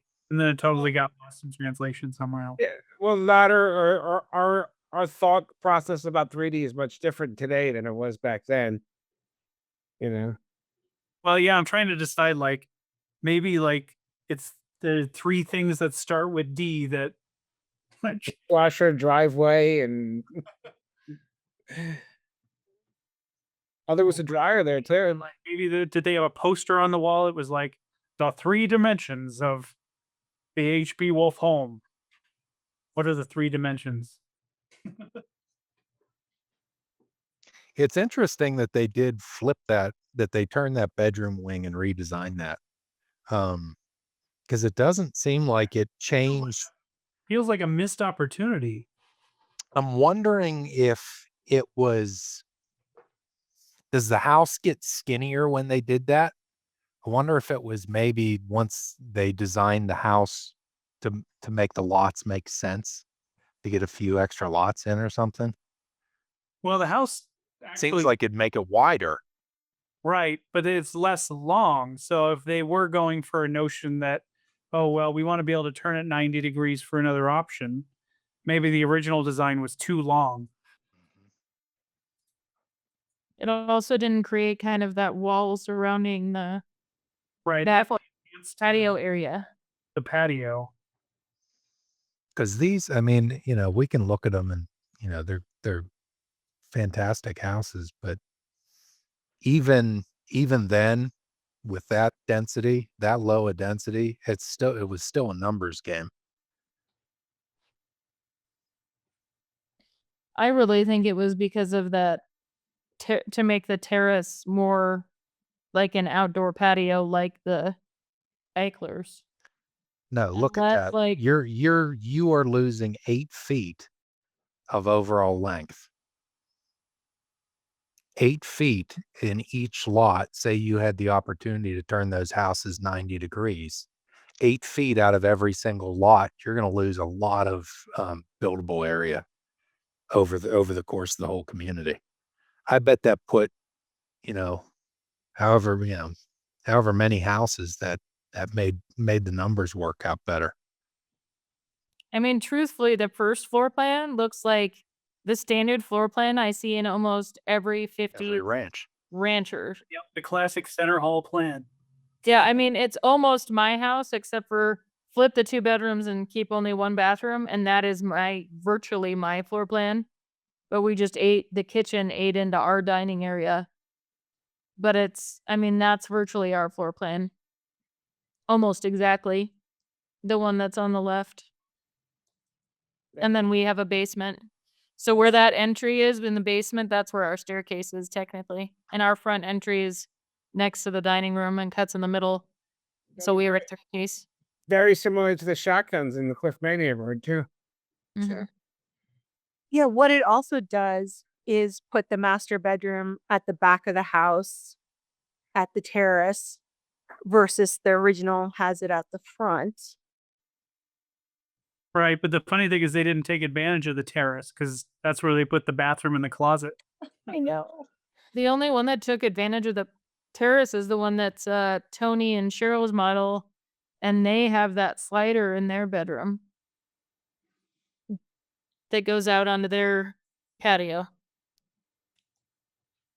That one opens up onto the terrace? Mm-hmm. Yeah, so the model doesn't normally, but somebody put a slider in their house at some point. And then they've got that great outdoor living area because they have that addition, that shed. But if you look, there it is. So when you look, do you see the bedroom? It could open up onto the terrace. And 'cause- so they have a slider right there. yeah, that makes sense. And so it opens, and then they've got behind their storage shed, they have that extra, 400, 300 square foot office, Yeah. the she shed. So they basically have a full outdoor living room area because of that other addition being in the back. So theirs really feels like an outdoor living area because of it. And then where their bathroom is situated is where it would have been nice to have it situated in the Krisana houses, truthfully. Right. Tucked in behind the other bedroom. Well, and the Jones and Emmons house is a much nicer layout. Because here they're able to open it onto the terrace because they put the bathroom here. Yep. I think it's a larger house too. Yeah, it's definitely, this wing is definitely much larger. And that may have been what they were trying to accomplish here is how can we take this idea and make it much smaller? Yep, for sure. Were these houses built under the FHA standards? They It said FHA and GI approved. I have to think so, but My my guess is they were. That's why they're so small.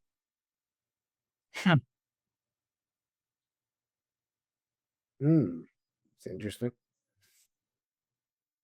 Adam, did these have any drywall in them, or were they all paneling?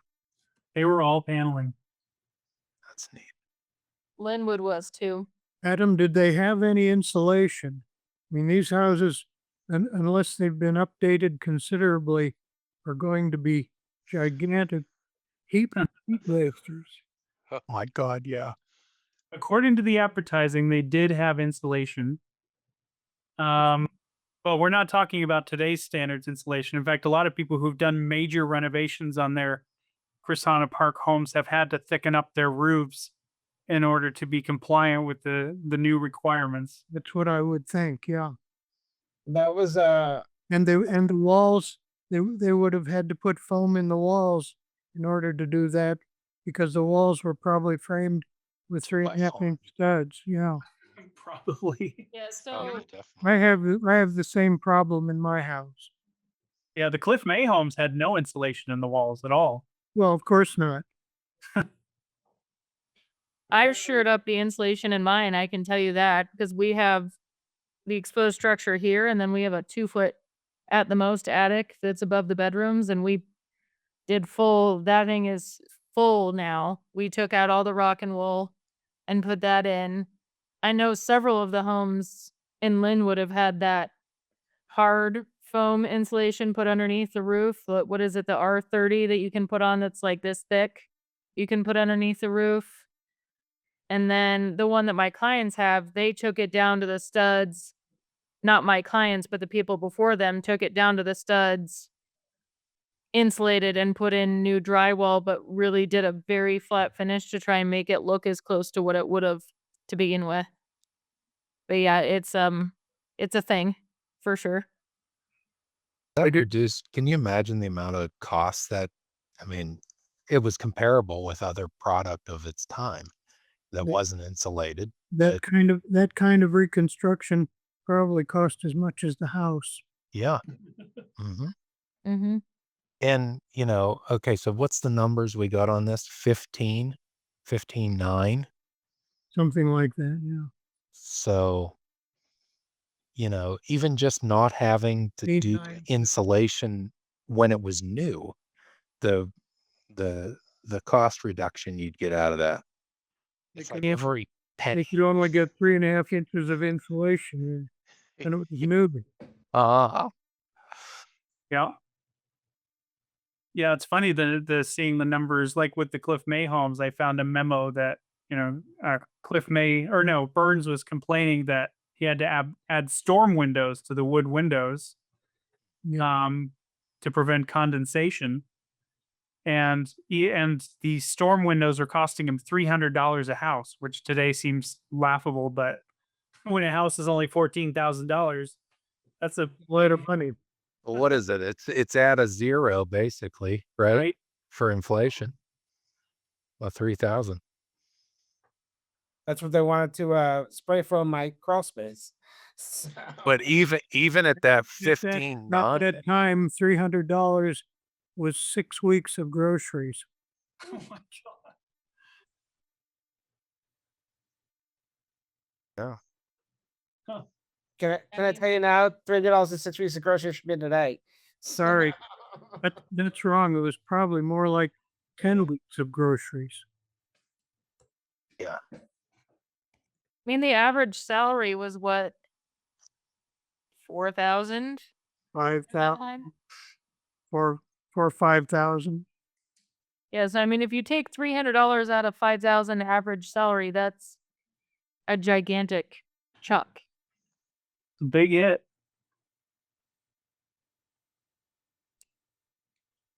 I mean, to upgrade a fireplace in Dream House Acres to have the dual fireplace was what, $150 or something? It's a lot of money. Yeah. You could buy a Cadillac for 4,000. 5,600 was my Cadillac. I have the original. My father $1 a pound. my father paid $5,000 for our house in Park Hill. Had 950 square feet and a half basement, and it was resold for the third or fourth time about 3 years ago for $500,000. Uh, Does not surprise me. My house, our neighborhood started at 11,000. But we also had some very, very basic ranches, so I have no idea what my model specifically cost, but ours was like 11,000 to 22,000. It was a very big sprawl. Wow. Wasn't it close? The Chris Bay started at like 12, didn't they? Yeah, I think 11 for the littlest one.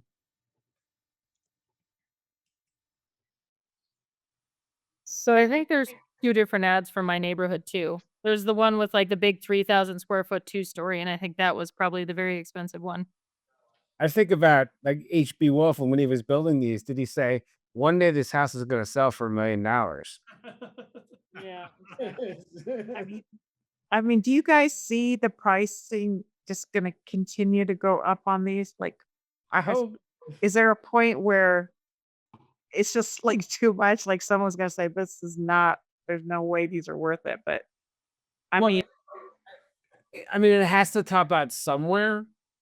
But like the question is like I think Adam and I were talking about that recently. Like, where does it top out?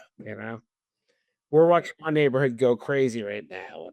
I mean, I think the one nice positive is that, everybody's fear was with the conservation overlay that would put the kibosh in any kinds of gains in Krisana Park, but so far it hasn't at all. Like, it hasn't remotely slowed it down. Yeah, we just had the first house in Arapahoe Hills here in Littleton sell for over $1 million, which was a shock. There's one in Arapahoe Acres coming up maybe this week. That's $1 million and change. And It went on last week. The one is 3001 Dartmouth. Not Dartmouth, the App Street. someone sent it to me. I don't remember. I was gonna buy. Franklin. Sorry, God. I lived over there forever. 3001 South Franklin went on. And that house is the one that you see some of the leading towards Yeah. Arapahoe Hills because of that rhyolite went in, and then you see that rhyolite so much in Arapahoe Hills. Yeah. That's almost 1.2. I was gonna buy Arapahoe Hills one for 4.25, and then I changed my mind, and now I'm so kicking myself. It's just like, Any neighborhood you buy in, as long as you buy right in Denver, is appreciating well. They all are. I mean, our house has gained 200,000 in 3 years. Not even 3 years. wow. I still kick myself for not buying 3000 South Cornell when I could. Oh, man. I still love that house. I like that house too. still go and look at it all the time and just kick myself. What the hell would you kicking? $1 million now, probably. Yeah, It would. And it sat forever when it was on the market before. I know. Shoulda, woulda, coulda. Yep, I have a lot of those.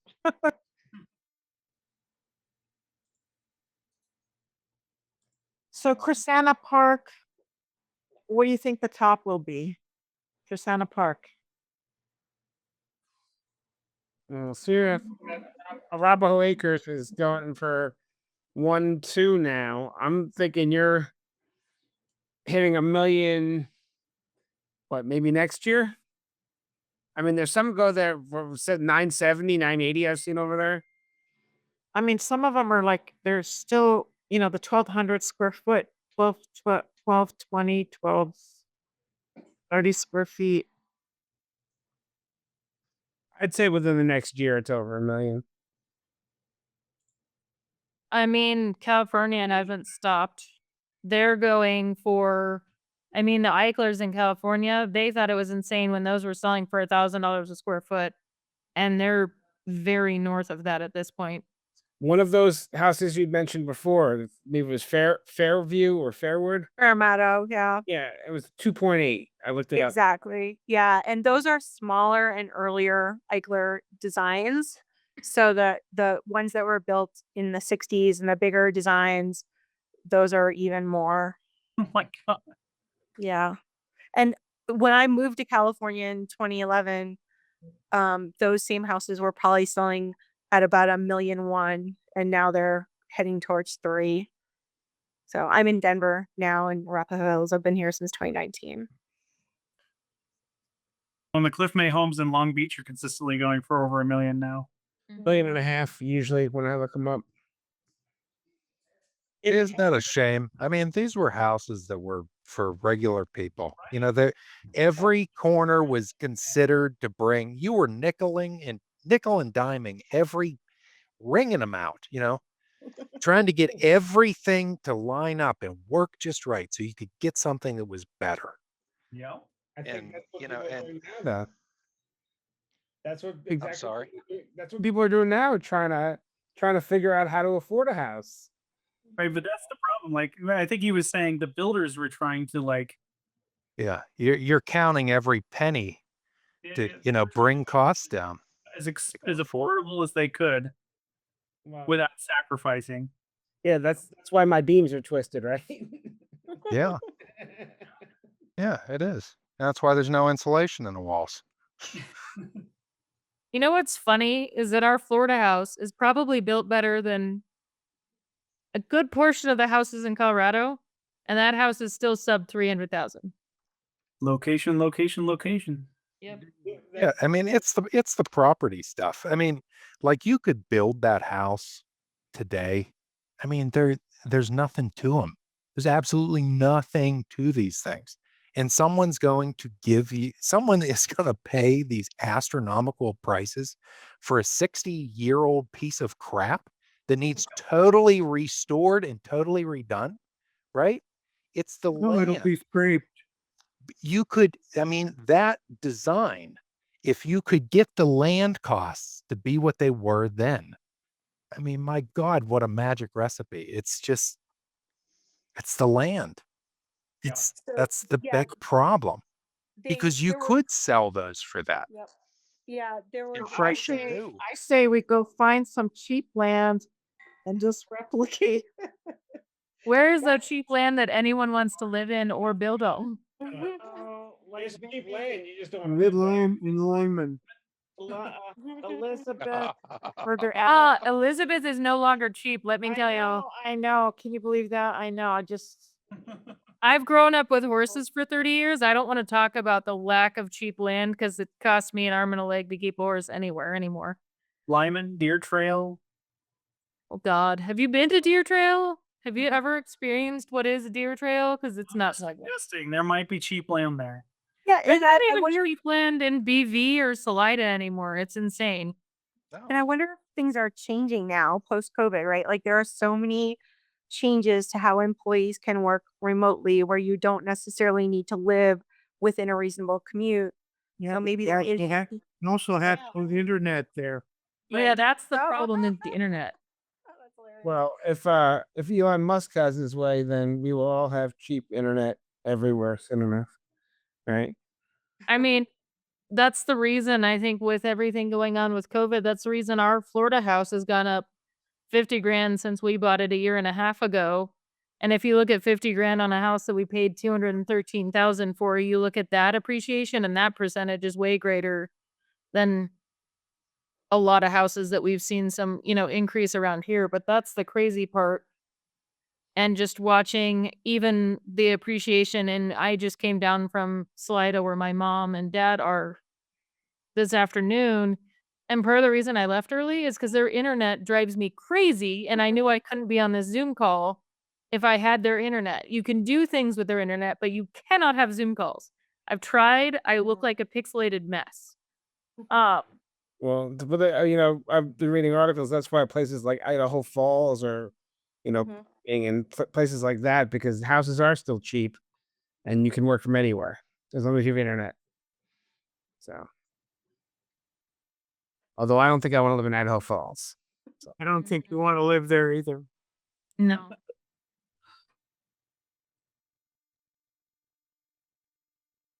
Yeah. Well, are we done? In fact, I think so, unless anybody has any other questions. I love those little houses, Adam. A great place. Are we talking about Cliff May now or Krisana Park? No, they're both nice. Although, I'll favor the Cliff May because that's where I've lived for 16 years. But I think I'll favor my little Florida house because it's made of block. It's actually insulated. Well, there's those ones over here, Adam, that are made of block, right? Mm-hmm. Or those are the holiday homes. those aren't made of block. There's like the tri levels and stuff. My buddy lives on Vassar and Quitman, and it's all cinder block. Yeah, those are the Enser homes and the Frederick Brothers homes. Those are all block. Yeah. I just have one question. What do you think of the home in Krisana Park homes where they have switched out the mahogany walls to drywall? Do you think that depreciates the value of the? I honestly think it does. If depending on the quality of the mahogany, like mahogany in great shape, I think will always sell better than the drywall. Oh, I would kill for those mahogany walls. Yeah, I actually Once they're painted, you can't strip them either. I found some extra panels and I just held on to them. I said, you never know.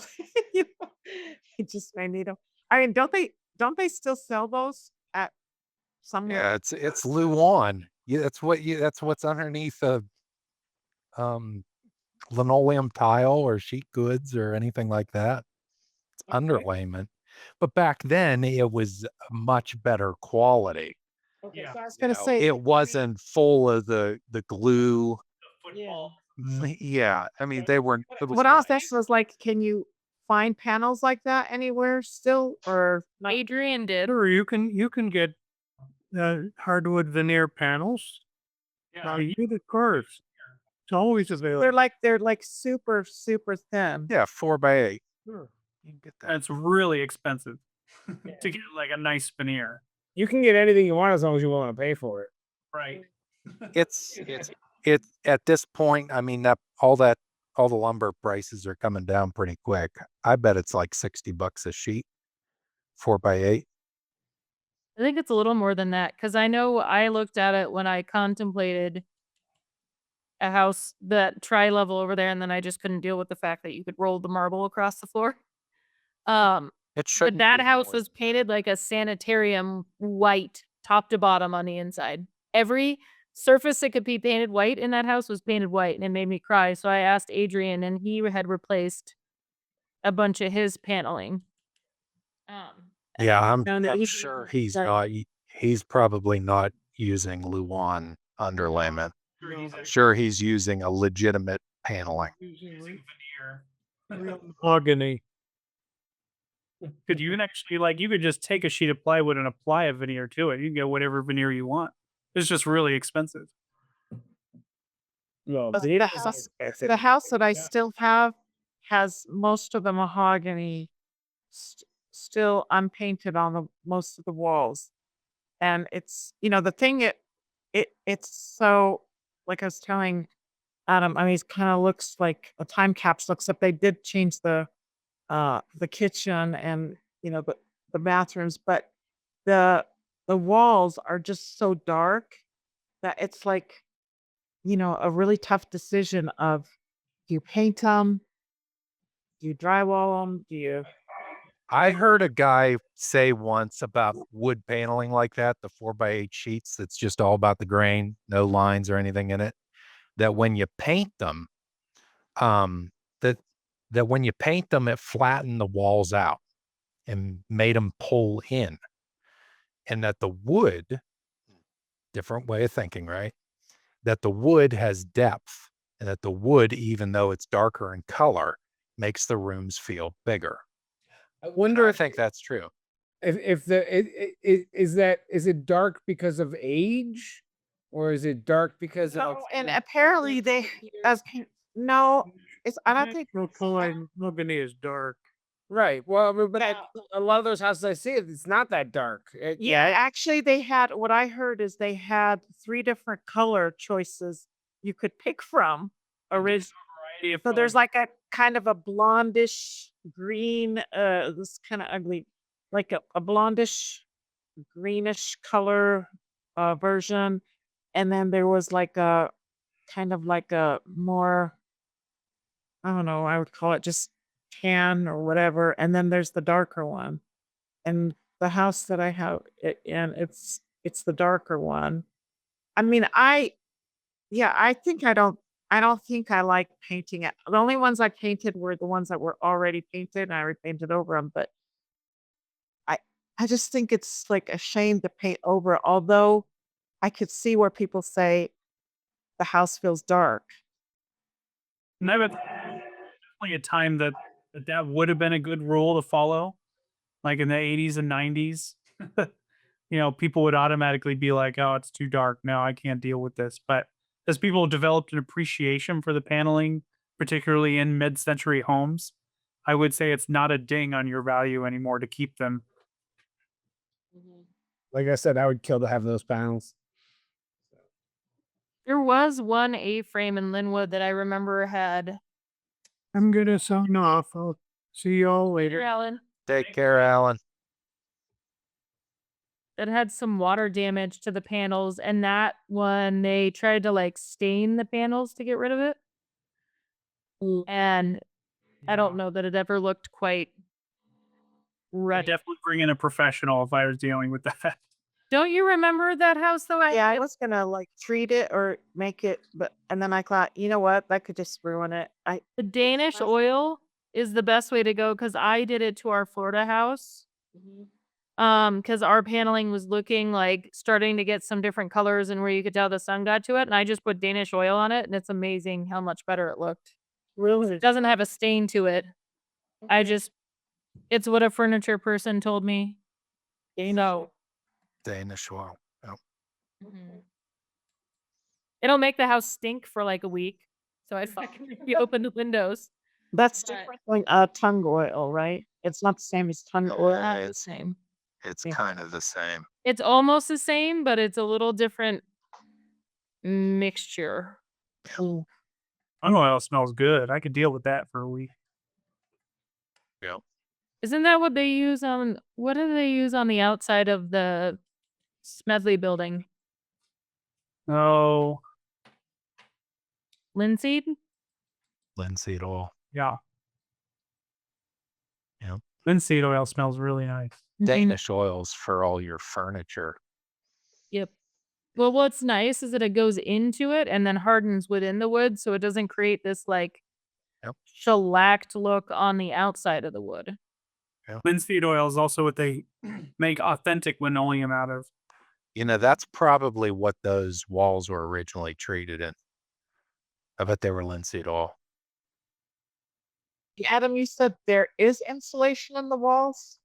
Well, it's hard to say. The advertising says. It's insulated with an air gap. The air gap is insulation. I know, because I mean, it doesn't sound like there's. It's just not. All new single pane windows. There's a line at the bottom of the ad that says entire home completely insulated, but it doesn't specify what that means. Well, yeah. I mean, if the roof is tongue and groove, there's probably no insulation in there. Right? No, there isn't. Well, Yeah, what they're there's- counting with that is they say it's a 7-layer built-up roof. That's your. Uh-huh. There's an interview, there's a recorded interview that Gene Sternberg gave. And he's talking about the first, 7 or 11 or whatever it is, the little Arapaho Acres houses. Marion.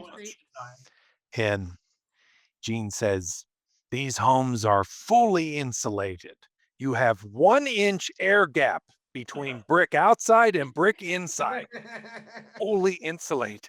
Is that the movie that they showed at Robert Acres a couple of summers ago? Yeah, actually, Charles, that was on this call, and I did that film. Oh yeah. I mean, air is technically an insulator, Mm-hmm. but So It has an R value. you want to know one of the funny side notes? Is this ceiling above me? The people who I talked to, so the owner I bought it from didn't talk to me, but I found out who did the renovations, and her mom lives behind us on the canal. And I met them, and they're like, "Did you ever notice the couple stray nails in the ceiling?" And I was like, "Yeah, I thought that was from something else." And she's like, "Nope, that's from when they put the roof on." So she said, "Make sure when they're putting a roof on, if you don't put an extra insulation, that they go along the beams when they nail it down, because there are a couple stray nails that you can see in between in that particle board, which is an insulation. Um, and so that you can actually see a handful of stray nails like right along the edge of the board. But if you had a roofer that didn't know what they were doing, all of a sudden I could end up with a bunch of nails poking through that board. And I don't know if your house is that way or not, Adam, but well, the mine is. homes have drywall ceilings, so And apparently there's or according to Graham, right? There's asbestos in the ceiling. not in the ceiling. No, No, that's what isn't that why when the tree fell through Graham's house, that's why they had to. no, they only did it because it's in the drywall mud. That's the only place they found it. Oh, all right. But it was like a tiny little bit in the drywall mud, and that was enough for them to freak out. So I shouldn't worry about cutting up my ceiling then and replacing it. Probably not. I mean, again, there's a little bit in the drywall mud. I'm not so big. Yeah. I thought there was actually like asbestos insulation in there. No. So there's probably just nothing in there. Most of the insulation was the rock and wool, which is just gross and dirty. Yeah, it works really good. I was talking to the guy behind me. He said they pulled out all the ceilings and spray foamed the roof. So That'd be the way to do it. I spray foamed. I don't know if you can see. You see that tiny bit of attic I have? I spray foamed in there, and that helped. I can actually keep this room. When we first moved in, you could barely keep with AC on. You could barely keep it below 80 on this first floor. And after doing that and sealing it up, we can keep it at 75, 74, no problem. I had a insulation guy here not too long ago. He said the best thing I could do is spray foam the crawl space. He said that would be the most efficient thing I could do. It helps. Yeah. Or if you get a new roof, get the R30 RN station on the roof. Heat rises. Brand new roof when I moved in. So. Yeah, heat whole rises. It's just like your head, right? Heat rises. If you wore a really good hat, you could probably ski naked. If I know all about heat rise. That's an even better one. Thank you for that. If you keep that heat in and it's hot, that's the best place to insulate is your roof. No. You're as important as the roof. I have the cliff may settle where the seams coming out in my living room, in the middle of the living room. So it's either skim coated or pull it down and redo it. So I figure if I'm going to do it, I'm going to do it right. But I was worried about asbestos. So No, it's just in the drywall mud. And all the incidences I've heard of people finding it, it's just been in the drywall mud. all right. So Adam's going to come over and help me do that thing. Yeah. And all of his free time. Yeah. Free time. It was interesting for me to learn, and I learned this a few years ago, but I should have learned it a lot sooner. I just never realized it, that the tongue and groove ceilings in the houses in Krisana Park and Lynwood is the actual roof deck. Yeah. Yeah, I mean, look at the edge of the roof. It's like 4 inches thick. It's the same thing with the Cliff Maze in California. It's the same design. It's the same style. Well, the ones in Long Beach, anyway. I found it actually varies from some neighborhoods have drywall ceilings, but Long Beach in particular has the tongue and groove. My roof deck, like I learned from those people, I thought there was a little bit, but mine's right above that. So Yep. So you're looking at the underside of your roof deck, which is why they better be careful with those nails. and when she pointed that out to me, I was like, "Oh, okay then." And now I told my roofer, I'm like, "Noted. If we ever have to replace the roof, please don't put a hole through this." I'm gonna put a bunch of nails through my roof. No, I'll be putting if we had to replace the roof on this house, I would put that hard insulation, and then that instantly thickens it enough that the roof wouldn't be like, I know when Ryan, Borger redid the one on Holly, that's, Tony and Cheryl's model, he had in the notes that he put in that hard insulation on that roof.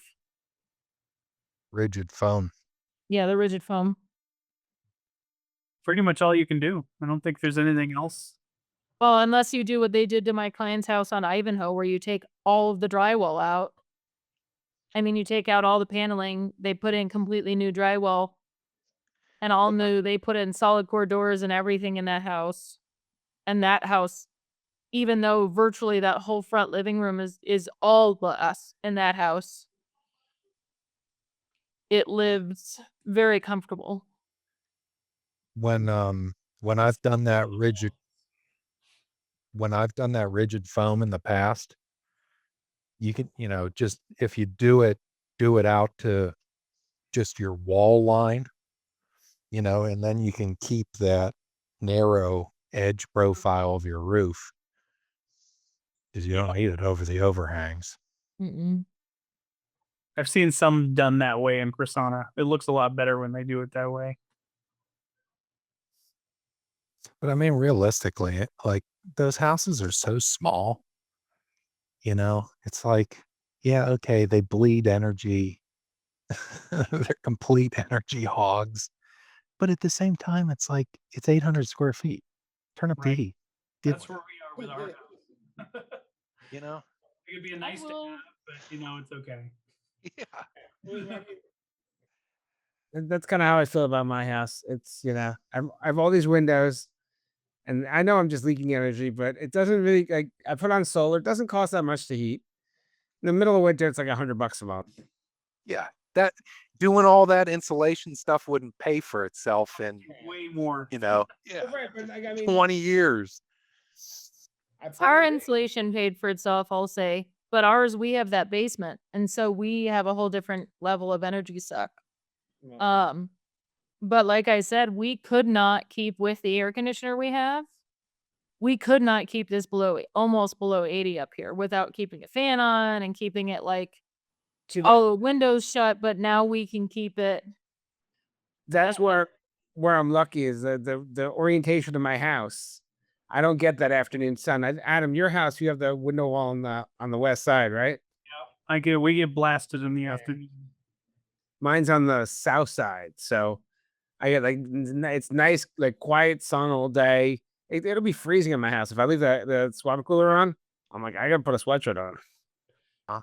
So Our house faces south.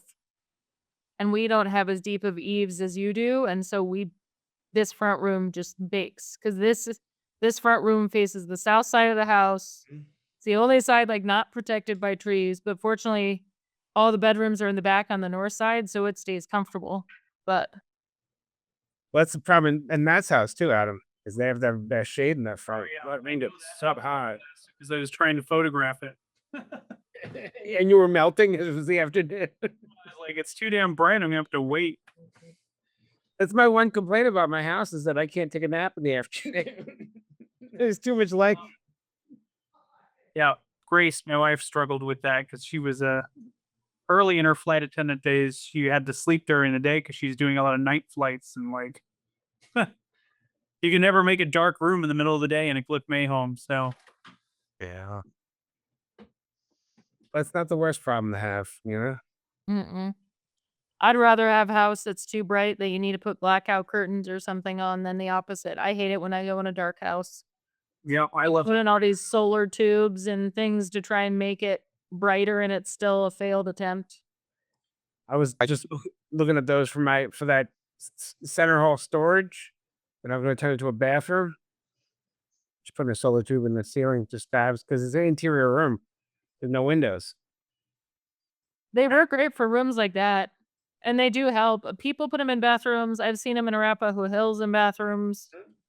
I've seen them in a whole bunch of houses in bathrooms. It was either that or just putting a big skylight, which I thought would be kind of cool too.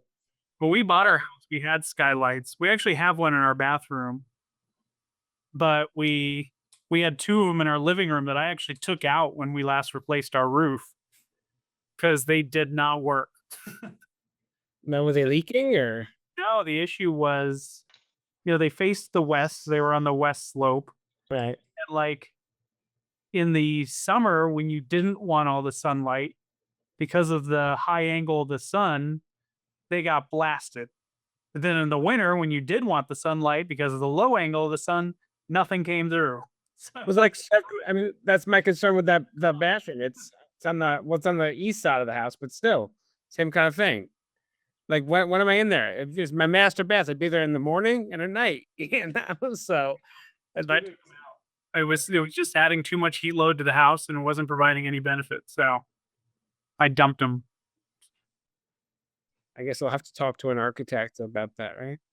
So in the Krisana Park house, the 1415 Elm, it on the overhang in the front, it looks like, I mean, I don't know if it was originally like an outdoor sunlight skylight, but it's right now it's like there's just nothing. It's just like a square, on the overhang part. Do you think that was, I mean, I'm sure that's original, but was it like for a tree to be growing through there, or I don't know if they were covered with glass or something before, but I'm just trying to figure out what the purpose of that cutout was. The only place I could is in front of the chimney. Is that where you're talking? No, this is like right near the front door. So, you've got the overhang. I don't know if you have a picture up of 1415. And then like there's Sure. possibly a walkway, and then I think it's like right before the powder room, like where the powder room would be. And it's just a cutout in the overhang. It's kind of cool, I guess. I mean, I was thinking maybe that's where they figured you'd plant a tree and it would go through there. I don't know. Never really seen anyone have a tree in there, so I don't know. Or I'm not sure if the other homes have glass as like a skylight type of thing, but mine is just. Is there a planter underneath of it? Well, I mean, presumably that's where you would put a planter, I guess. Yeah. So maybe that's the purpose of, but I was curious if you knew if they were always like a cutout like that, or did it have glass, or I don't know. Like I don't think they ever originally had skylights. Those are all added Right. by people later. I know Sarah's house, those had skylights. And that's really cool. That house with the skylights is really cool. But no, this is like on the outside, it's external, outside, right like near the front door. And I'm thinking now the house on Eudora has it too. Um, Yeah. Yes, it was for a planter or something. Maybe. Adam, before I forget, let's find a time that we can get our information together to get back over to Ann for our vote. Yep. I gotta go, but thank you so much. This was very, very interesting, and Thank you for joining us. yeah, appreciate it. Thank you. Bye. Mark too. Thanks, Adam. Yep. Take care. I'm going to take that note and leave as well, Adam, but we'll catch up soon. Sounds good. All right. Nice to see you guys. Take care.